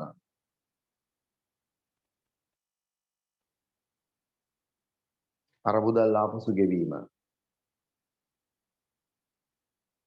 නිවැරදි මූල්‍ය ගනුදෙනු වාර්තා කිරීම හා නිවැරදි මූල්‍ය ගනුදෙනු වාර්තා කිරීම හා නිවැරදි මූල්‍ය ගනුදෙනු වාර්තා කිරීම හා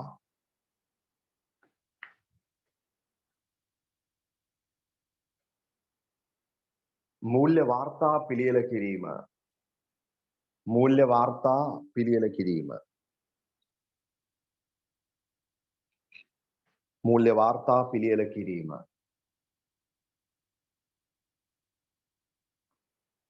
ඊළඟට 7 මූල්‍ය වෙළඳපොළ පිළිබඳ මූල්‍ය වෙළඳපොළ පිළිබඳ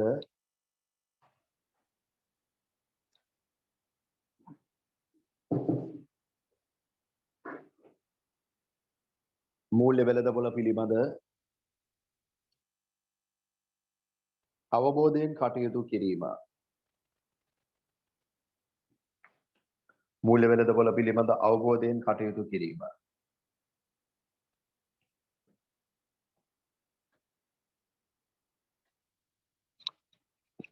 අවබෝධයෙන් කටයුතු කිරීම. ඊළඟට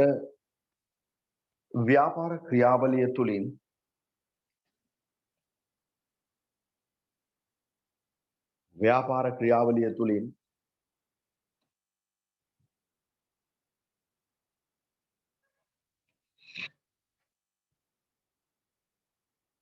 උත්පාදනය කරන ලද අරමුදල්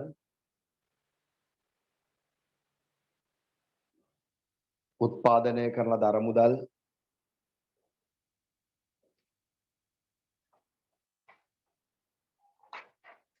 නිසි පරිදි කළමනාකරණය නිසි පරිදි කළමනාකරණය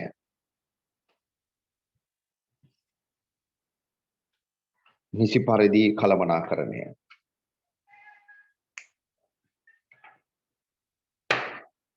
right අපි ලියමු මාතෘකාවක් ඊළඟ අපි පළවෙනි ප්‍රශ්නේ පටන් ගත්තේ ව්‍යාපාරයකට යොදාගත හැකි මූල්‍ය සම්පාදන මාර්ග මොනවද කියලා. බැංකු ණය, බැංකු අයරා, කොටස් නිකුත් කිරීම, ෂෙයා සඳහා වෙන් කිරීම, අතිරික්ත වත්කම් විකිණීම, රඳවාගත් ලාභ, වාණිජ්‍ය පත්‍රිකා හරි ලයිස්තුවක් අපි ලිව්වා. දැන් මේ ලයිස්තුවේ තියෙන මූල්‍ය සම්පාදන මාර්ග අපි පදනම් 4ක් ඔස්සේ වර්ග 9කට බෙදන්නයි හදන්නේ. හරිද? right අපි ලියමු මාතෘකාව මූල්‍ය සම්පාදන මාර්ග වර්ගීකරණය. මූල්‍ය සම්පාදන මාර්ග වර්ගීකරණය.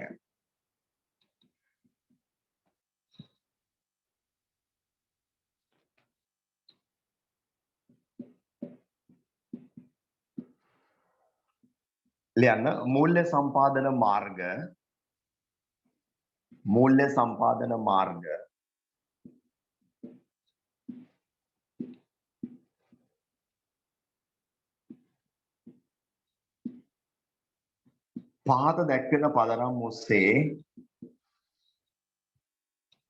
පහත දැක්වෙන පදනම් ඔස්සේ මූල්‍ය සම්පාදන මාර්ග පහත දැක්වෙන පදනම් ඔස්සේ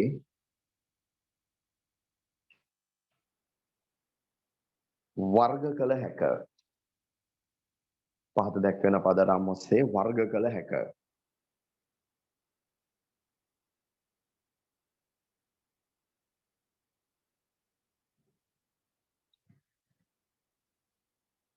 පහත දැක්වෙන පදනම් ඔස්සේ වර්ග කළ හැක.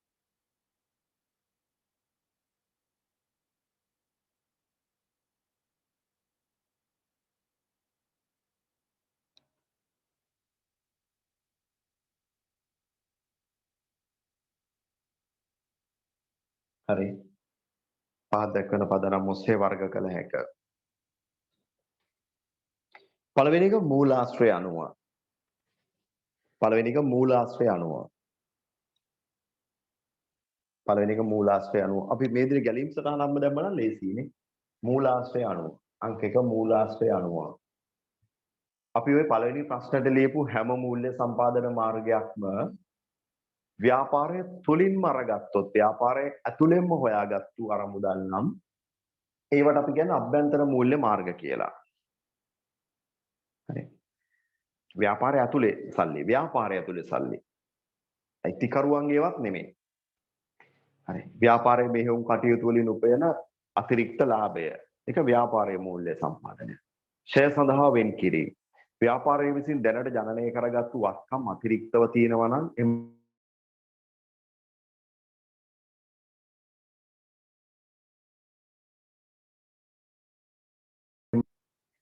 ඊට පරිබාහිර ව්‍යාපාරයෙන් නොවන ව්‍යාපාරයට අරමුදල් සපයන කොටස් හිමියන්ගේ සල්ලිත් බාහිර මූල්‍ය සම්පාදන මාර්ගයටයි. කොටස් නිකුත් කිරීමෙන් රැස් කරගන්න මුදල්, බැංකු ණය, බැංකු අයිරා, හරිද? කල්බදු පහසුකම්.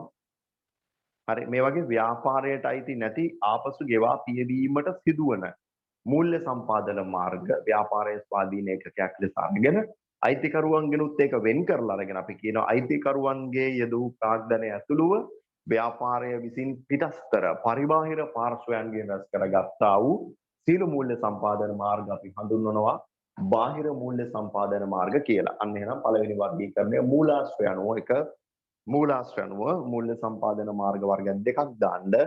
අභ්‍යන්තර මූල්‍ය සම්පාදන මාර්ග දෙක බාහිර මූල්‍ය සම්පාදන මාර්ග. අභ්‍යන්තර මූල්‍ය සම්පාදන මාර්ග දෙක බාහිර මූල්‍ය සම්පාදන මාර්ග.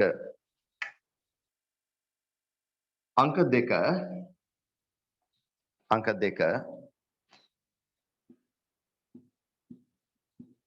සපයා ගන්නා ආකාරය අනුව සපයා ගන්නා ආකාරය අනුව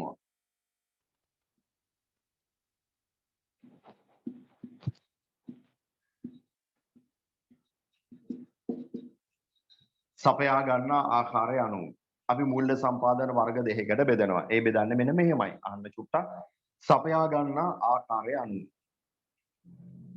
ව්‍යාපාරයේ අරමුදල් සම්පාදනය කරගන්නේ බැංකුවක් හෝ මූල්‍ය ආයතනයක් සම්බන්ධ කරගෙන නෙමෙයි නම් වාණිජ්‍ය බැංකු, බලපත්‍රලාභී විශේෂිත බැංකු, ලියාපදිංචි මූල්‍ය සමාගම, ඒ කියන්නේ අපි කියන මූල්‍ය ආයතන කියලා කියන්නේ මූල්‍ය පද්ධතියේ විධිමත් මූල්‍ය ආයතනයක් සම්බන්ධ වෙලා නෙමෙයි අරමුදල් හොයාගත්තේ නම් ඒ කියන්නේ එක්ක ව්‍යාපාරයේ අරමුදල් වෙන්න ඕනේ.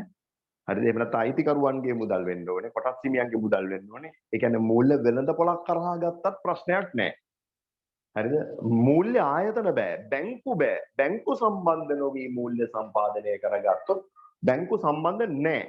නැති නිසා කියනවා, ඒ කියන්නේ අතරමැදියෙක් නැහැ. මූල්‍ය අතරමැදියෙක් නැහැ. බැංකු සම්බන්ධ නැතුව ව්‍යාපාරයක් අරමුදල් සම්පාදනය කරගත්තොත් අපි ඒකට කියන ඍජු මූල්‍ය මාර්ග කියලා. අන්න සපයා ගන්නා ආකාරය අනුව මූල්‍ය සම්පාදන මාර්ග පළවෙනි එක ඍජු මූල්‍ය මාර්ග. එහෙනම් ඊළඟ එක වක්‍ර මූල්‍ය මාර්ග. මම මේක පැහැදිලි කරගෙන යනවා. නැත්නම් මට එතනදී එක එක ඒවා තව තව කියලා දෙන්න වෙනවා. වෙලාමදී එතකොට වක්‍ර මූල්‍ය මාර්ග. එතකොට එන වක්‍ර මූල්‍ය මාර්ග කියලා කියන්නේ බැංකුවක් හෝ මූල්‍ය ආයතනයක් සම්බන්ධ වෙලා අරමුදල් සපයා ගැනීම. උදාහරණයක් බැංකු ණය, බැංකු අයිරා, ඊළඟට ඔය මේ කල්බදු පහසුකම්, මතුදාතම් චෙක් වගේ වාදී අනිවාර්යෙන් බැංකුවක් මූල්‍ය සහයෝගයක් දෙන්න ඕනේ. ඒකනේ මේ මූල්‍ය ආයතන සම්බන්ධයි කියන්නේ ඒකට බැංකුවක් සම්බන්ධ වුණොත් අපි මේ මූල්‍ය සම්පාදන මාර්ගය හඳුන්වන්නේ වක්‍ර මූල්‍ය මාර්ගයක් කියලා. අන්න සපයා ගන්නා ආකාරය අනුව අපි මූල්‍ය සම්පාදන මාර්ග වර්ග කරනවා ඍජු මූල්‍ය මාර්ග හා වක්‍ර මූල්‍ය මාර්ග කියලා. හරි. අපි ඊළඟට කාලය අනුව තුන්වෙනි පදනම ලියන්න මේ ගැලීම් සටහන වගේම පිළිවෙලට මූල්‍ය සම්පාදන මාර්ග අපි වර්ග කරනවා ඊළඟට කාලය අනුව.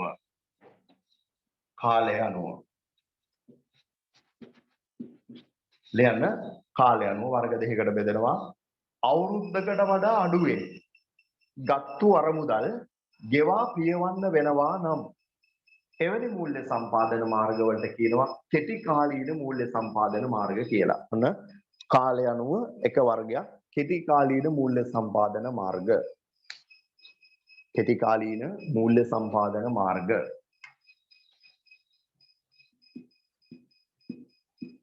වර්ෂ දෙකත් ඊට වඩා වැඩි කාලයකුත් ඇතුළත 5ක් වෙන්න පුළුවන්, 10ක් වෙන්න පුළුවන්, 8ක් වෙන්න පුළුවන්, ප්‍රශ්නයක් නැහැ. හරි. වසරකට වඩා වැඩි කාලයක් තුල ආපසු ගෙවා පියවීමේ හැකියාව අවසරය තියෙන මූල්‍ය සම්පාදන මාර්ග වලට කියනවා දිගු කාලීන මූල්‍ය සම්පාදන මාර්ග කියලා. දිගු කාලීන මූල්‍ය සම්පාදන මාර්ග කියලා.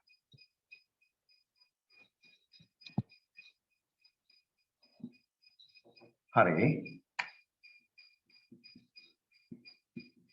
ඊළඟට හිමිකාරීත්වය අනුව මූල්‍ය සම්පාදන මාර්ග අපි වර්ග කරන්නයි හදන්නේ. ඊළඟ පදනම ගන්න හිමිකාරීත්වය අනුව.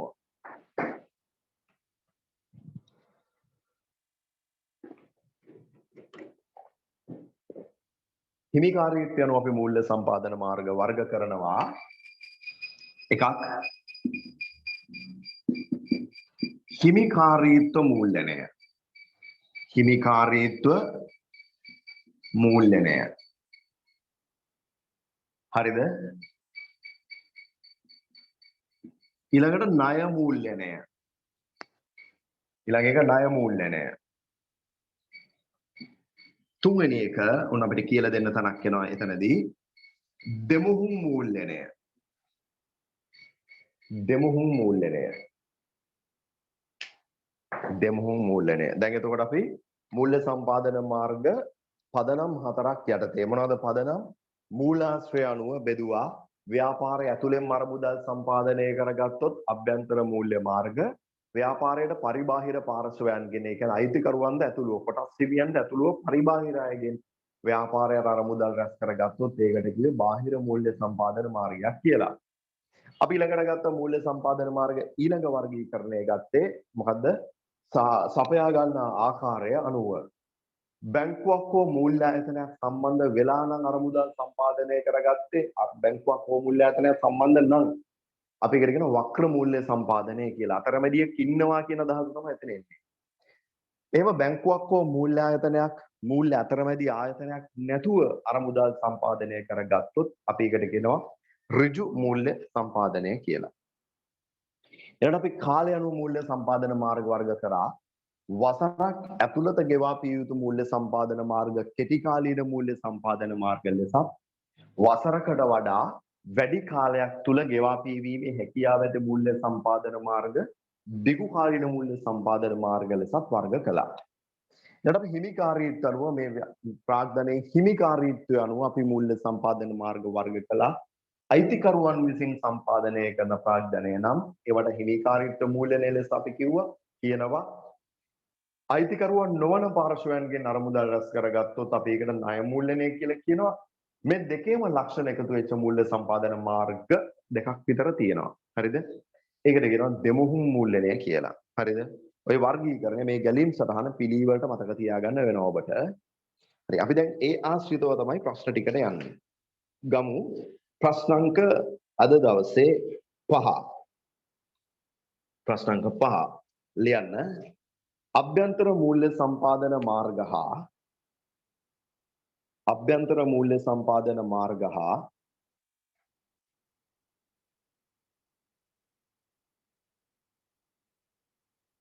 අභ්‍යන්තර මූල්‍ය සම්පාදන මාර්ග හා බාහිර මූල්‍ය සම්පාදන මාර්ග අභ්‍යන්තර මූල්‍ය සම්පාදන මාර්ග හා බාහිර මූල්‍ය සම්පාදන මාර්ග නිදසුන් දෙමින් පැහැදිලි කරන්න.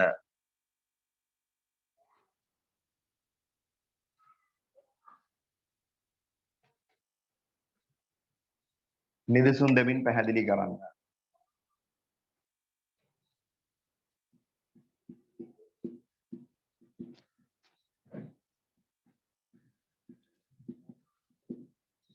නිදසුන් දෙමින් පැහැදිලි කරන්න. ලියන්න. පළවෙනි තරුව ව්‍යාපාරයක් තම මූල්‍ය අවශ්‍යතා ව්‍යාපාරයක් තම මූල්‍ය අවශ්‍යතා ව්‍යාපාරයක් තම මූල්‍ය අවශ්‍යතා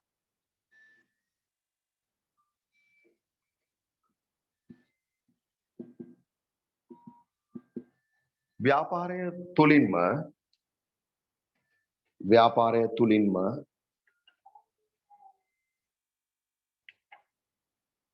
තුලින්ම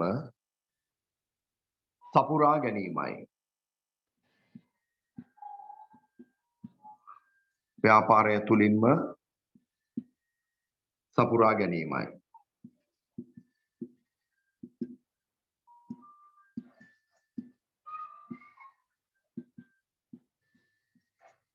right. උදාහරණ ටික අපි වෙනම ගැලීම් සටහනකින් දාන්න. ඊළඟ තරුව ව්‍යාපාරයේ පරිබාහිර පාර්ශවයන්ගෙන්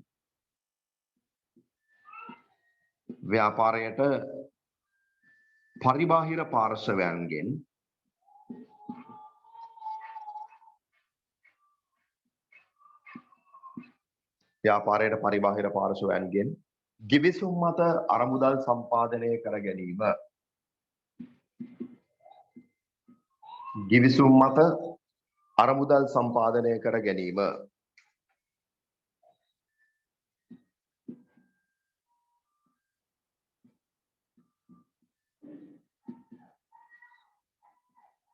අරමුදල් සම්පාදනය කර ගැනීම බාහිර මූල්‍ය සම්පාදනයයි. බාහිර මූල්‍ය සම්පාදනයයි.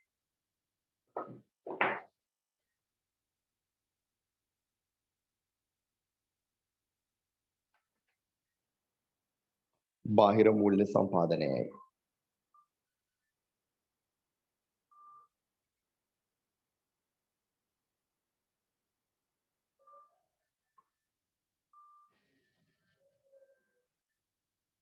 බාහිර මූල්‍ය සම්පාදනයයි.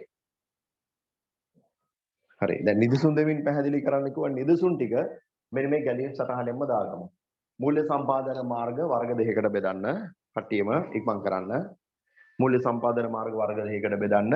අභ්‍යන්තර මූල්‍ය මාර්ග අනිත් පැත්ත බාහිර මූල්‍ය මාර්ග. අභ්‍යන්තර මූල්‍ය මාර්ග අනිත් පැත්ත බාහිර මූල්‍ය මාර්ග. අභ්‍යන්තර මූල්‍ය මාර්ග අනිත් එක බාහිර මූල්‍ය මාර්ග. right. අභ්‍යන්තර මූල්‍ය මාර්ග පැත්තේ තියෙනවා රඳවාගත් ලාභ. රඳවාගත් ලාභ. රඳවාගත් ලාභ. ෂෙයා සඳහා වෙන් කිරීම. ෂෙයා සඳහා වෙන් කිරීම. ෂෙයා සඳහා වෙන් කිරීම. ඊළඟ එක අතිරික්ත වත්කම් විකිණීම තුන්වෙනි එක. අතිරික්ත වත්කම් විකිණීම.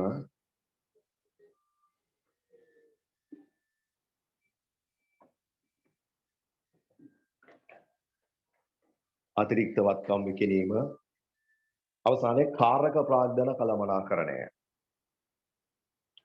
කාරක ප්‍රාග්ධන කළමනාකරණය. කාරක ප්‍රාග්ධන කළමනාකරණය. හරි ඊළඟ බාහිර මූල්‍ය සම්පාදන මාර්ග පැත්තේ තියෙනවා ඉක්මන් කරන්න කොටස් නිකුතුව කොටස් නිකුතුව කොටස් නිකුතුව ඊළඟට ණයකර ණයකර ණයකර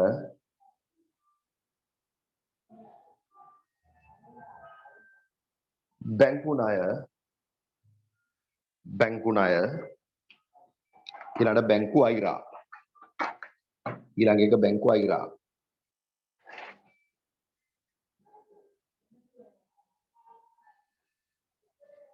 බැංකු අයිරා right අපි ගන්නවා ඊළඟ ප්‍රශ්නේ 6 ප්‍රශ්න 6 ලියන්න ව්‍යාපාරයකට යොදාගත හැකි ව්‍යාපාරයකට යොදාගත හැකි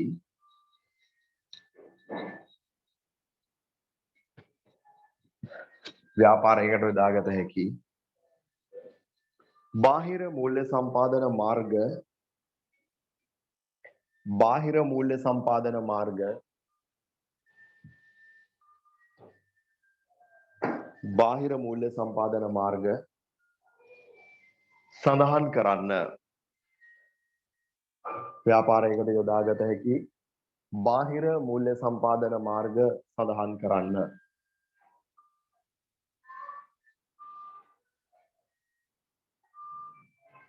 බාහිර මූල්‍ය සම්පාදන මාර්ග සඳහන් කරන්න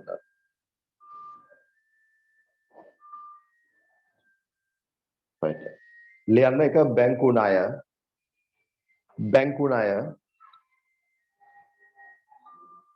බැංකු අයිරා බැංකු අයිරා කොටස් නිකුත් කිරීම 3 කොටස් නිකුත් කිරීම ණයකර නිකුත් කිරීම ණයකර නිකුත් කිරීම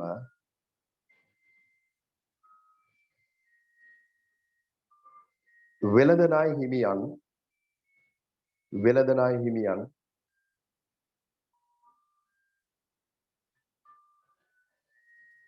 වාණිජ පත්‍රිකා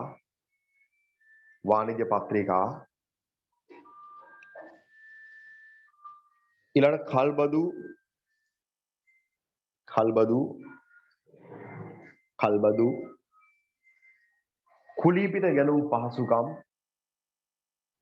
කුලීපිට ගැනුම් පහසුකම්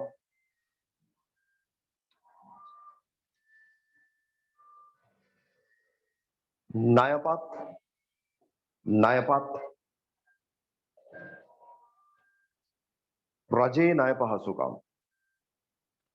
රජයේ ණය පහසුකම්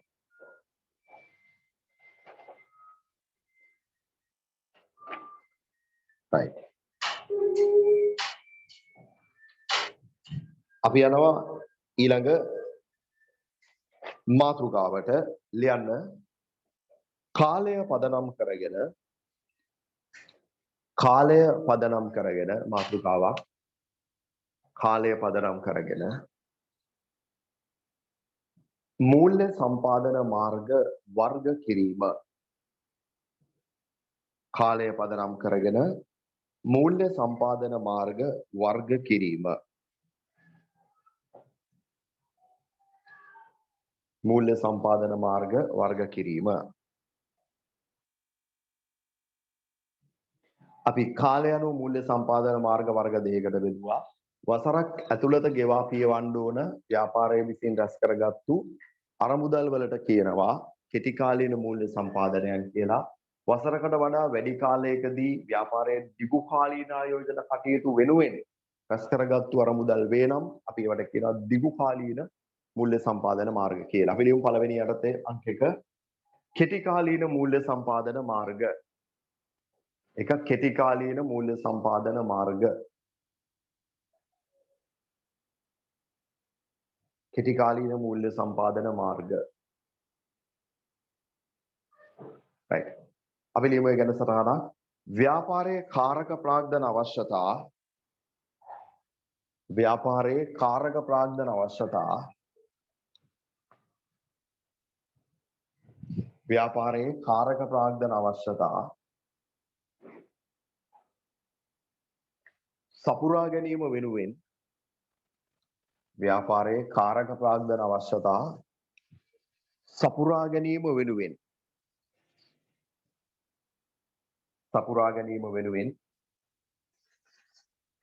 සපයා ගන්නා අරමුදල්ය සපයා ගන්නා අරමුදල්ය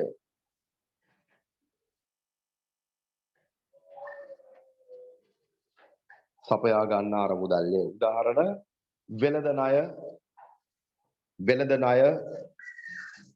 වෙළඳ ණය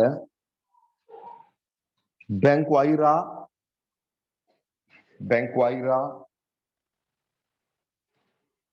අයිරා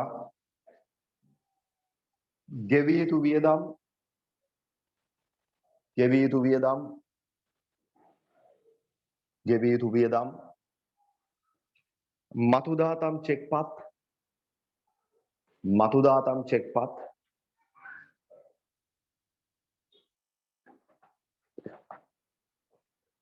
මතුදාතම් චෙක්පත් හා ණය සාධ්‍යකරණය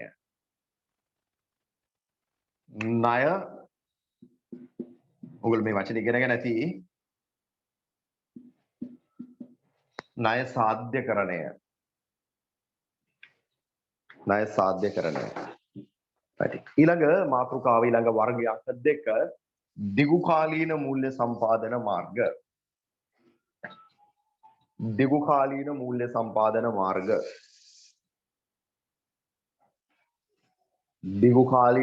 සම්පාදන මාර්ග ලියනවා සටහනක් ව්‍යාපාරයේ ස්ථාවර ප්‍රාග්ධන අවශ්‍යතා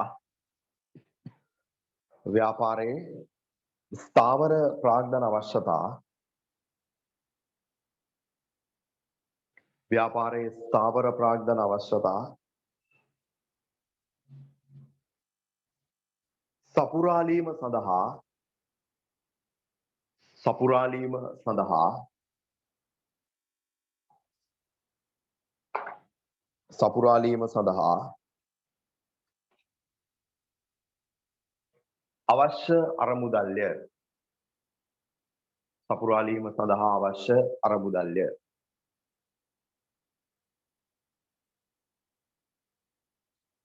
අවශ්‍ය අරමුදල්ය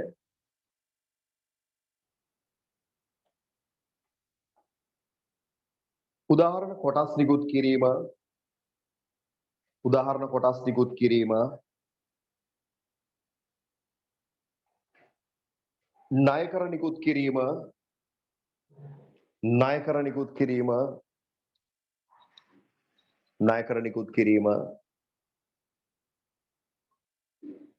කල්බදු හා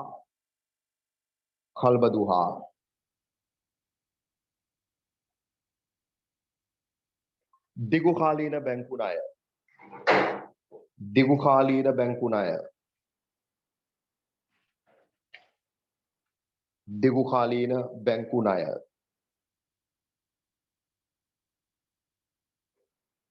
හරි.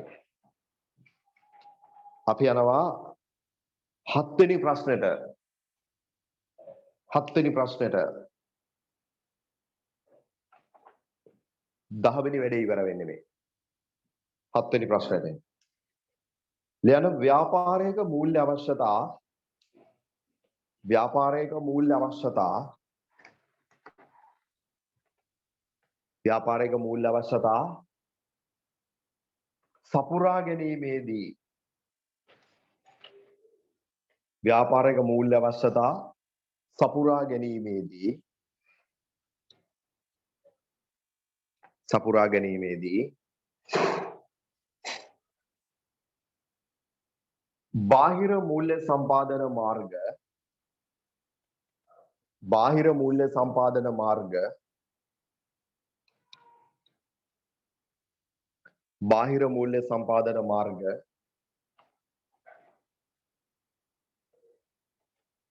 බාහිර මූල්‍ය සම්පාදන මාර්ග යොදා ගැනීමේ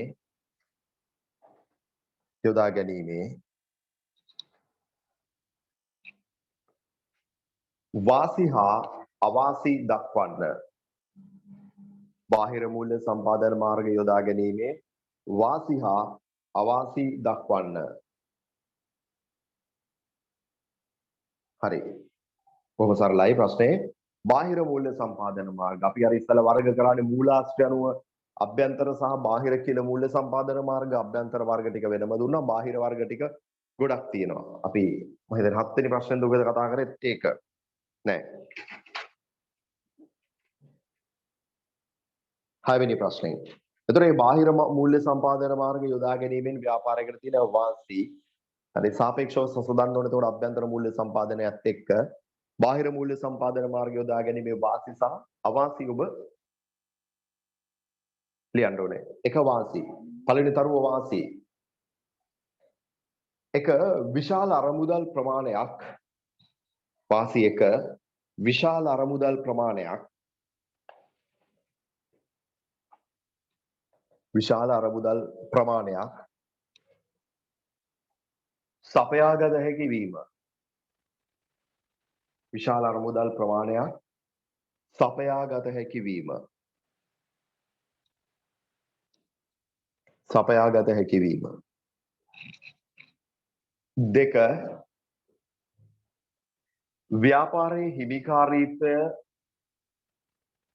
ව්‍යාපාරයේ හිමිකාරීත්වය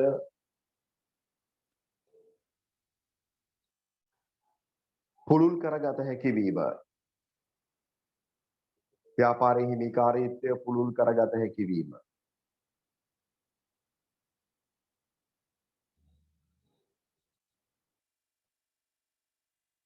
උදාහරණයක් ලියන්න සාමාන්‍ය කොටස් නිකුත් කිරීමෙන් සාමාන්‍ය කොටස් නිකුත් කිරීමෙන්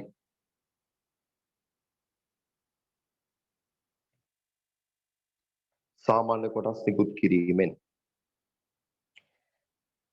right ඊළඟට අවාසි තරුවක් දාන්න අවාසි අවාසි එක සපයා ගැනීමේ පිරිවැය වැඩිවීම සපයා ගැනීමේ පිරිවැය වැඩිවීම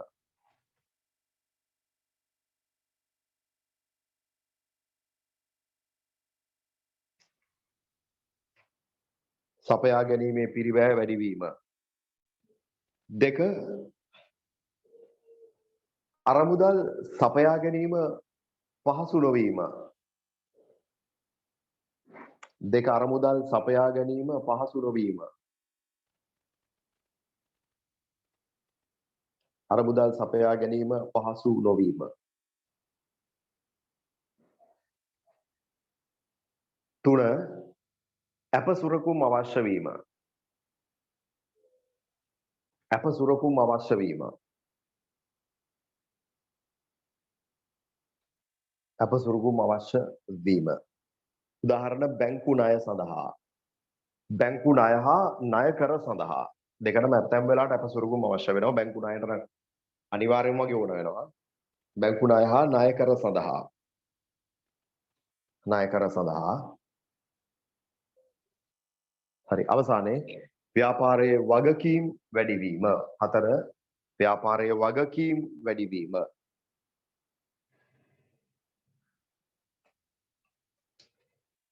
ව්‍යාපාරයේ වගකීම් වැඩිවීම. හරි. අපි ගන්නවා ඊළඟ මාතෘකාව ලියන්න.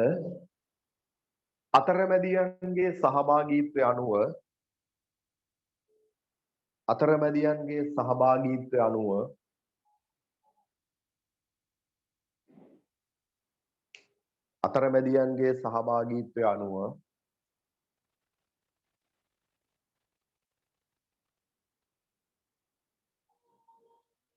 මූල්‍ය සම්පාදන මාර්ග වර්ග කිරීම.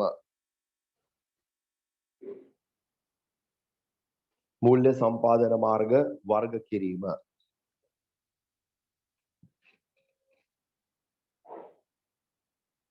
මූල්‍ය සම්පාදන මාර්ග වර්ග කිරීම.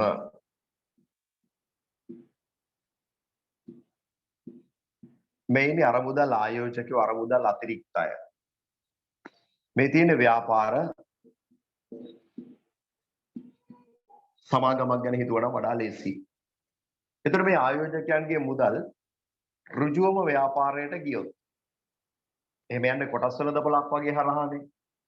එතකොට අපි මේ අවස්ථාවට කියනවා ඒ කියන්නේ ආයෝජකයන් සතු අතිරික්ත මුදල් කෙලින්ම ව්‍යාපාරයේ ආයෝජනය වෙනවා. මෙන්න මේ අවස්ථාවට කියනවා අපි ඍජු මූල්‍ය මාර්ග කියලා.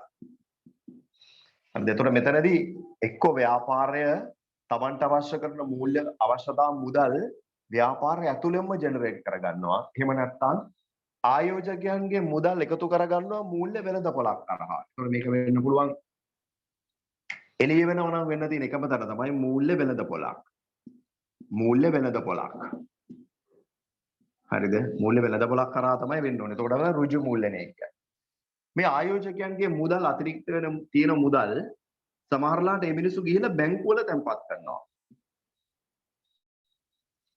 ආයෝජකයන් සතු අතිරික්ත මුදල් මේ මිනිස්සු ගිහිල්ලා බැංකුවල තැන්පත් කරනවා. ආයෝජකයන්ගේ අතිරික්ත මුදල් කොටස් වෙළඳපොළ හරහා කෙලින්ම සමාගමකට යවන්නේ නැහැ. කොටස් වෙළඳපොළ වගේ තැන්වල ආයෝජනය කරන්න සමහරු බයයි. එතකොට මේ මිනිස්සු ආයෝජකයෝ තමන්ගේ අතිරික්ත මුදල් තියන අය ස්ථාවර තැන්පතු වල වගේ බැංකුවේ තියෙනවා. කියලා බොලියක් අරගෙන ජීවත් වෙනවා. බැංකුව වලින් කරන්නේ ආයිසරයක් ඒ සල්ලි නැවත සමාගම් වලට කොටස් මිලදී ගැනීම සඳහා ආයෝජනය කරනවා. යම් සමාගමක් කොටස් නිකුත් කරනකොට බැංකුවක් සතු අතිරික්ත මුදල් තියෙනවා නම් ඒ අතිරික්ත මුදල් ටික මේ සමාගමේ කොටස් වල ආයෝජනය කරන්න පුළුවන්. එතකොට මේ දෙවැනි අවස්ථාවේ මේ පහලින් තියෙන රූප සටහනේදී ව්‍යාපාරයට අරමුදල්ලාපි බැංකුවක් හරහා මූල්‍ය ආයතනයක් හරහා අන්න ඒ වගේ අවස්ථාවලදී එහෙම මුදල් සම්පාදනය කරගත්තොත් ඒ කියන්නේ බැංකුවක් හෝ මූල්‍ය ආයතනයක් සම්බන්ධ වෙලා මුදල් සම්පාදනය කරගත්තොත් අපි ඒකට කියන්නේ වක්‍ර මූල්‍ය මාර්ග කියලා. හරිද? වක්‍ර මූල්‍ය මාර්ග.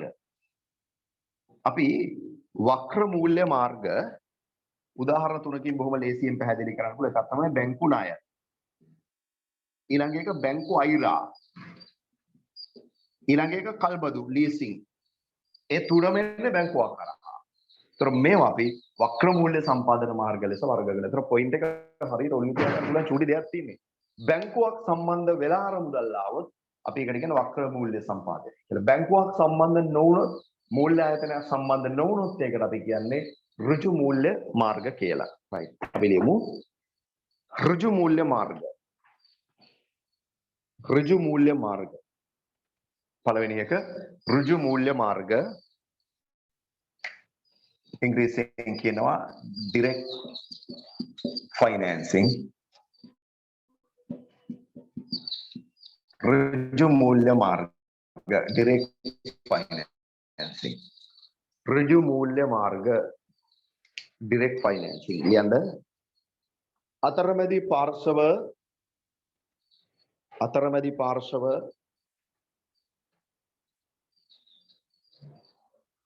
සම්බන්ධ කර ගැනීමෙන් තොරව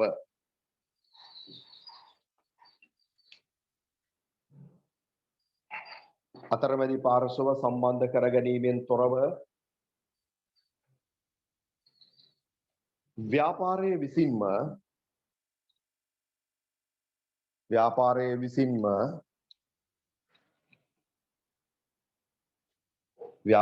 විසින්ම මූල්‍ය ගනුදෙනුවල යෙදීමෙන්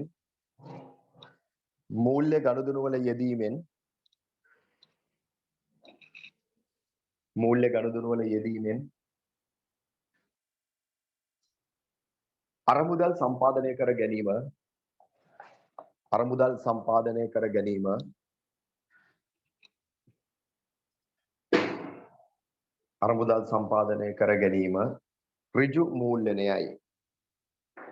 ඍජු මූල්‍යණයයි.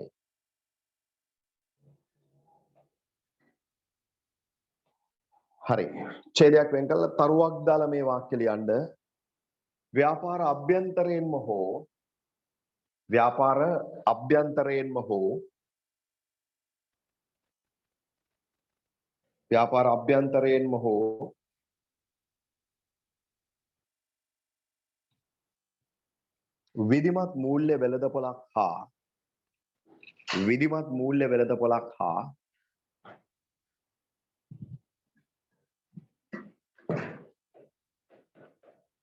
විධිමත් මූල්‍ය වෙළඳපොළක්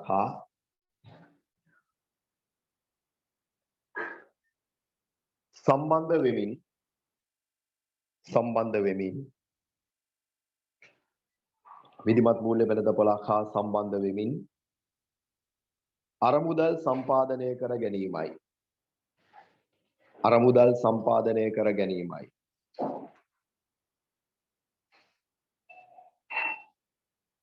හරි. අරමුදල් සම්පාදනය කර ගැනීමයි. ඊළඟ එක දෙවෙනි එක වක්‍ර මූල්‍ය මාර්ග.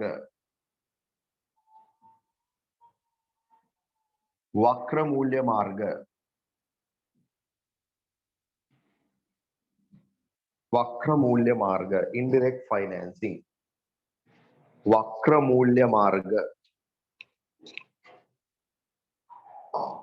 indirect financing.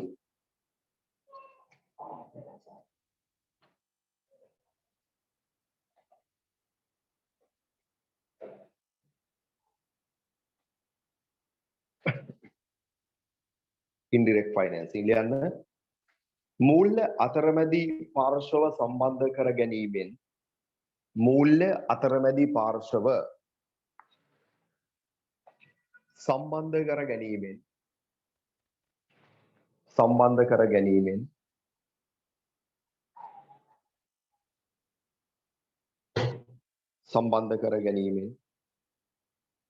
ව්‍යාපාර ආයතන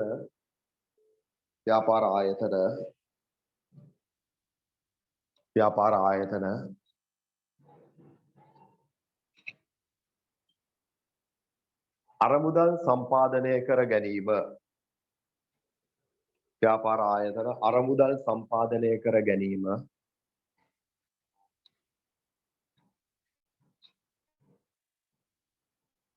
වක්‍ර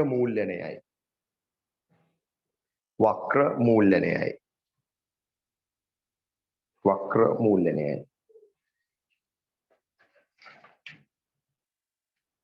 හරි. අපි ගැලීම් සටහනක් දාගමු. මෙන්න මෙහෙම. දාන මූල්‍ය සම්පාදන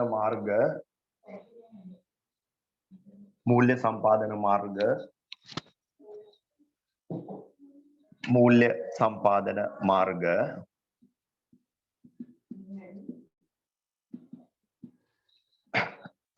දෙකට බෙදන්න.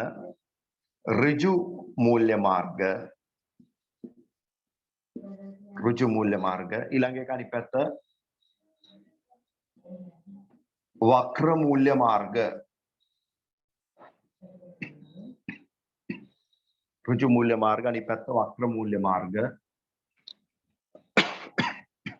අපි ඍජු මූල්‍ය මාර්ග වලට කීපයක් උදාහරණ ලියාගමු. එක රඳවාගත් ලාභ.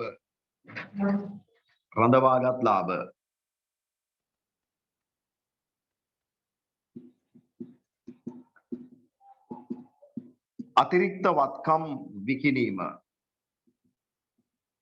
අතිරික්ත වත්කම් විකිණීම.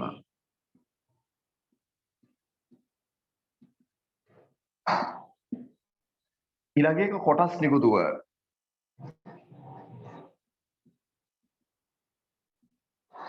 කොටස් නිකුතුව. ඊළඟට ණයකර නිකුතුව.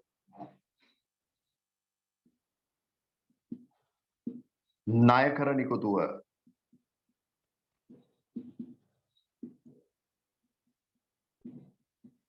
හරි මේවට මූල්‍ය ආයතන සම්බන්ධ වෙන්න ඕනේ නැහැ.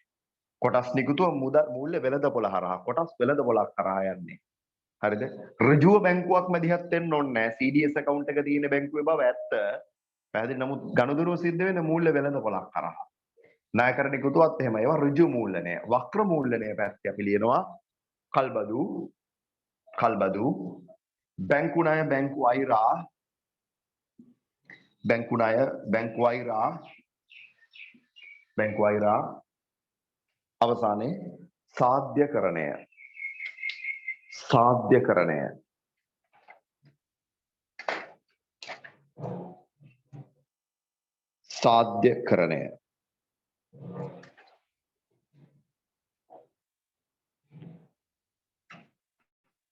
ප්‍රශ්න අංක 8 අපි මෙන්න මේ පැත්ත ගැන ප්‍රශ්නයක් අහන්නයි හදන්නේ. ලියන්න. ඍජු මූල්‍ය සම්පාදන මාර්ගවල ප්‍රශ්න අංක 8 ඍජු මූල්‍ය සම්පාදන මාර්ගවල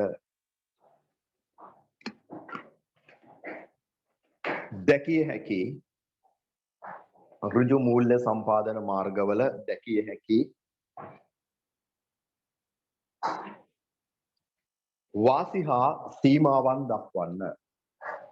ඍජු මූල්‍ය සම්පාදන මාර්ගවල දැකිය හැකි වාසි හා සීමාවන් දක්වන්න. ඍජු මූල්‍ය සම්පාදන මාර්ගවල දැකිය හැකි වාසි හා සීමාවන් දක්වන්න.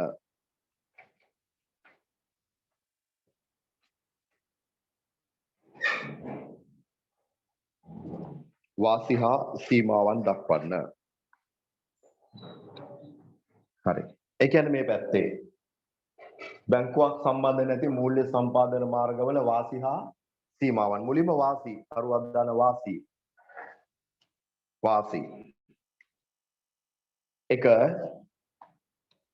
එක අමතර පිරිවැයක් දැරීමට සිදු නොවීම. අමතර පිරිවැයක් දැරීමට සිදු නොවීම.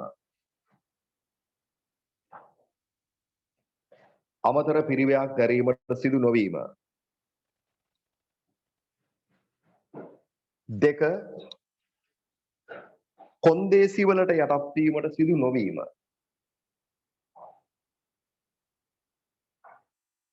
කොන්දේසි වලට යටත් වීමට සිදු නොවීම. කොන්දේසි වලට යටත් වීමට සිදු නොවීම. 3 අවශ්‍ය විටක සපයාගත හැකි වීම. අවශ්‍ය විටක සපයාගත හැකි වීම.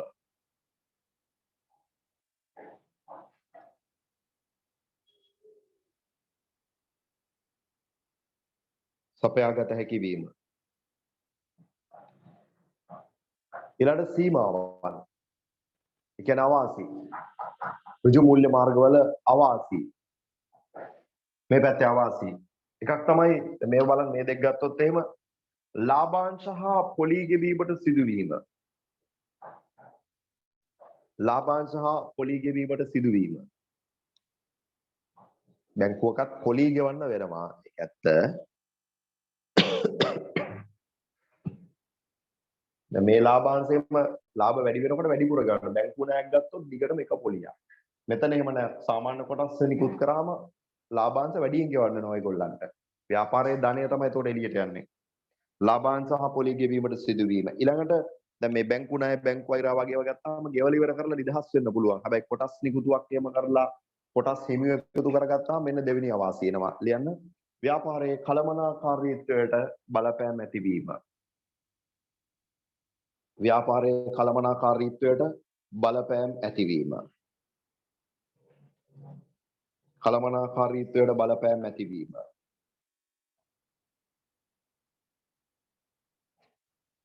හරි. අපි ගන්නවා ඊළඟ ප්‍රශ්නේ. ඊළඟ මාතෘකාව ලියන්න. අභ්‍යන්තර මූල්‍ය සම්පාදන මාර්ගවල වාසි හා අවාසි. මේ ගැලීම් සටහන සම්බන්ධ නැහැ. දැන් ප්‍රශ්නේ අභ්‍යන්තර මූල්‍ය සම්පාදන මාර්ගවල වාසි හා අවාසි. අභ්‍යන්තර මූල්‍ය සම්පාදන මාර්ගවල වාසි හා අවාසි. හොඳ තියරි නෝට් එකත් එක්කම ගානට ප්‍රශ්න ටිකක් මට ආයෝජන තීරණ පැත්තට යන්න බැරි වුණා. ආයි සෙමින එකක් දාපු වෙලාවක පැය භාගයකදී වගේ ඉවර කරන්න පුළුවන් අපිට ඒක. අභ්‍යන්තර මූල්‍ය සම්පාදන මාර්ගවල වාසි හා අවාසි. මුලින්ම වාසි. එක පිරිවැය අඩුවීම.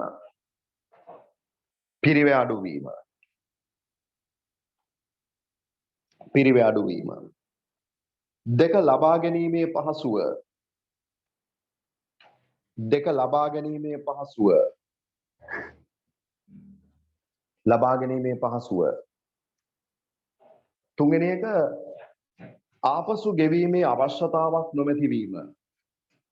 ආපසු ගෙවීමේ අවශ්‍යතාවක් එමෙන්නත ආපසු ගෙවීමේ බැඳීමක් නොමැතිවීම.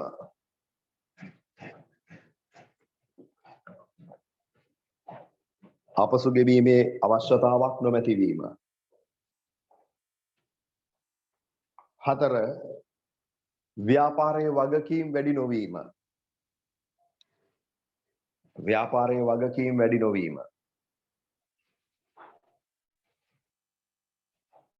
වගකීම් වැඩි නොවීම. අපි ඊළඟට ගමු අවාසි පැත්ත. ඊළඟ තරුව අවාසි.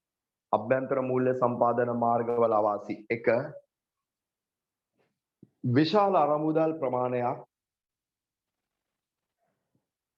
විශාල අරමුදල් ප්‍රමාණයක්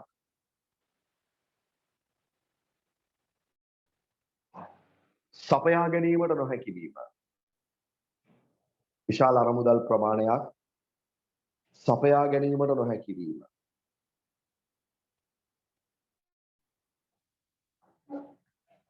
2 කාරක ප්‍රාග්ධන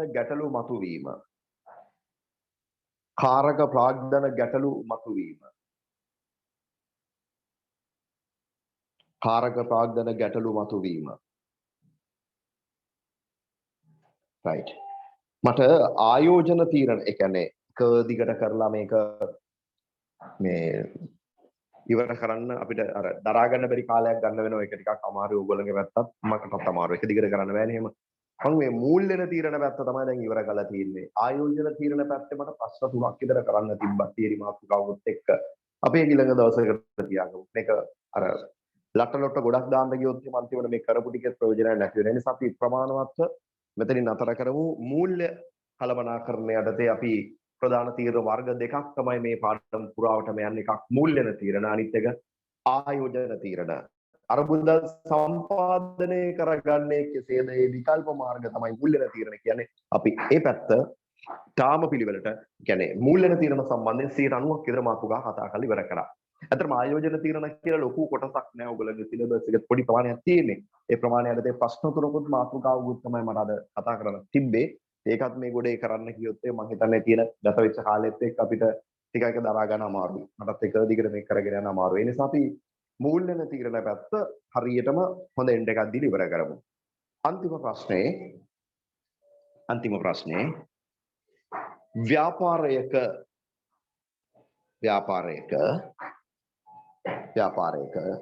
මූල්‍ය අවශ්‍යතා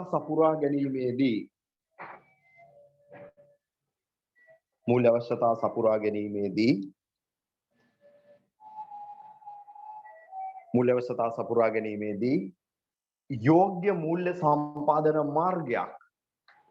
යෝග්‍ය මූල්‍ය සම්පාදන මාර්ගයක් योग्य मूल्य संपादन मार्गයක් තෝරා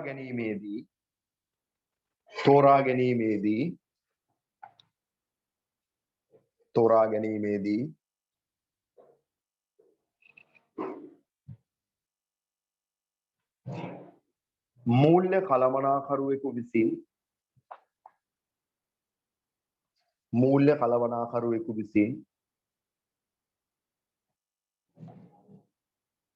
මූල්‍ය කළමනාකරුවෙකු විසින් සැලකිලිමත් විය යුතු සාධක දක්වන්න.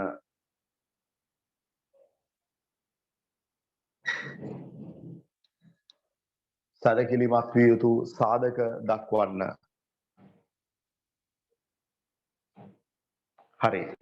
සැලකිලිමත් විය යුතු සාධක දක්වන්න. අර කොටස් නිකුතුව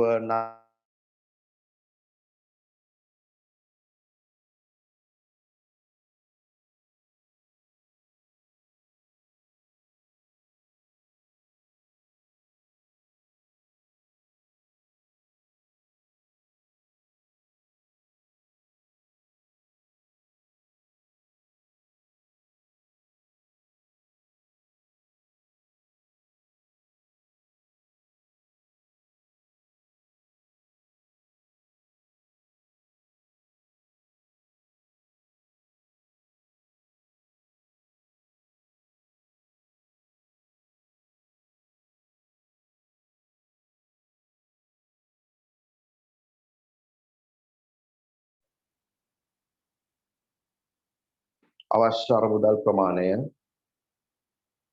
දෙක අරමුදල් අවශ්‍ය වන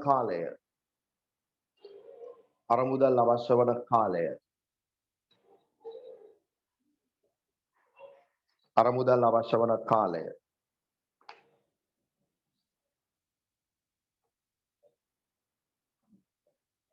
පළවෙනි එක අවශ්‍ය අරමුදල් ප්‍රමාණය හරිනේ එක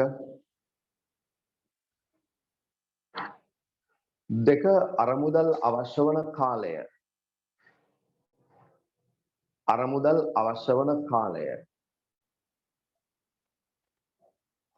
අවශ්‍ය වන කාලය දෙකයි. දැන් හරිනේ මොකක් හරි සිග්නල් ප්‍රශ්නයක් ආවා. අරමුදල් අවශ්‍ය වන කාලය. 3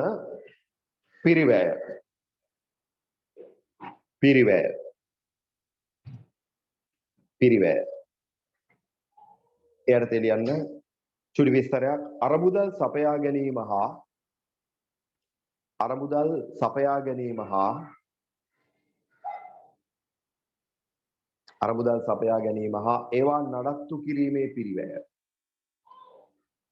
ඒවා නඩත්තු කිරීමේ පිරිවැය.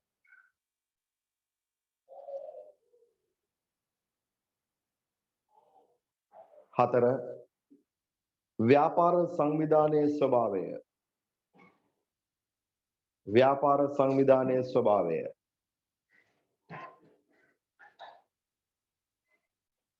සංවිධානයේ ස්වභාවය.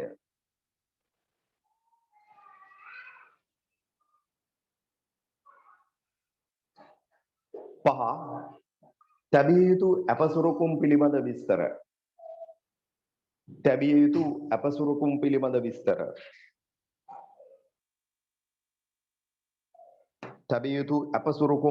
විස්තර.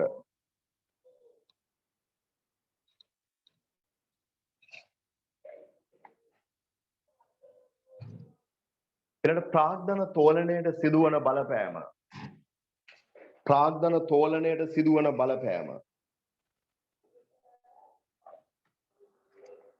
තෝලනයට සිදුවන බලපෑම.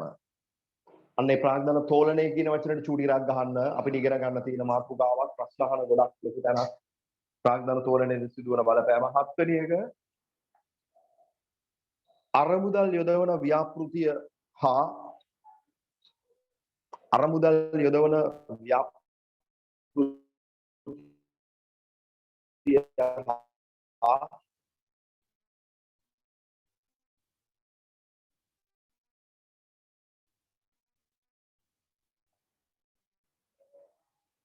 අරුන් 8 ව්‍යාපාරයේ කළමනාකරණයට සිදුවන බලපෑම ව්‍යාපාරයේ කළමනාකරණයට ආපසු ගෙවීමේ හැකියාව ආපසු ගෙවීමේ හැකියාව ආපසු ගෙවීමේ හැකියාව ආපසු ගෙවීමේ හැකියාව එතකොට ව්‍යාපාරයේ මූල්‍ය තත්ත්වය ව්‍යාපාරයේ මූල්‍ය තත්ත්වය ව්‍යාපාරයේ මූල්‍ය තත්ත්වය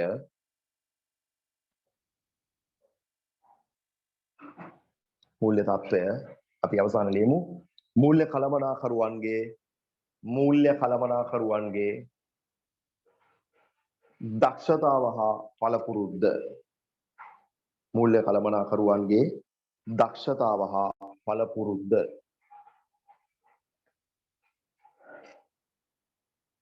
හරි විනාඩියක් දෙන්න මට මම දැක්කා YouTube එකේ Zoom classes වල සයන්ස් ගුරුවරු පට්ට මහන්සියක් වෙනවා ඒ වගේම ළමයින්ගේ ප්‍රතිචාරත් එසේමමයි ගොඩාක් හොඳ ප්‍රතිචාර තිබ්බා කොමර්ස් ගුරුවරු පන්තිය කරනවා වෙන මොකුත් කරන්නේ නැහැ වගේ පේනවා එච්චර එතනින් හරිය ළමයි ගැන බැඳීමක් වගකීමක් ඒගොල්ලන්ට දන්නේ හේතුව කියන්න හරි මම හිතන්නේ අසීමිත දැනුමක් තා ළමයි ඒගොල්ලෝ අපේක්ෂා කරන උපරිම ධාරිතාව ඇති හරි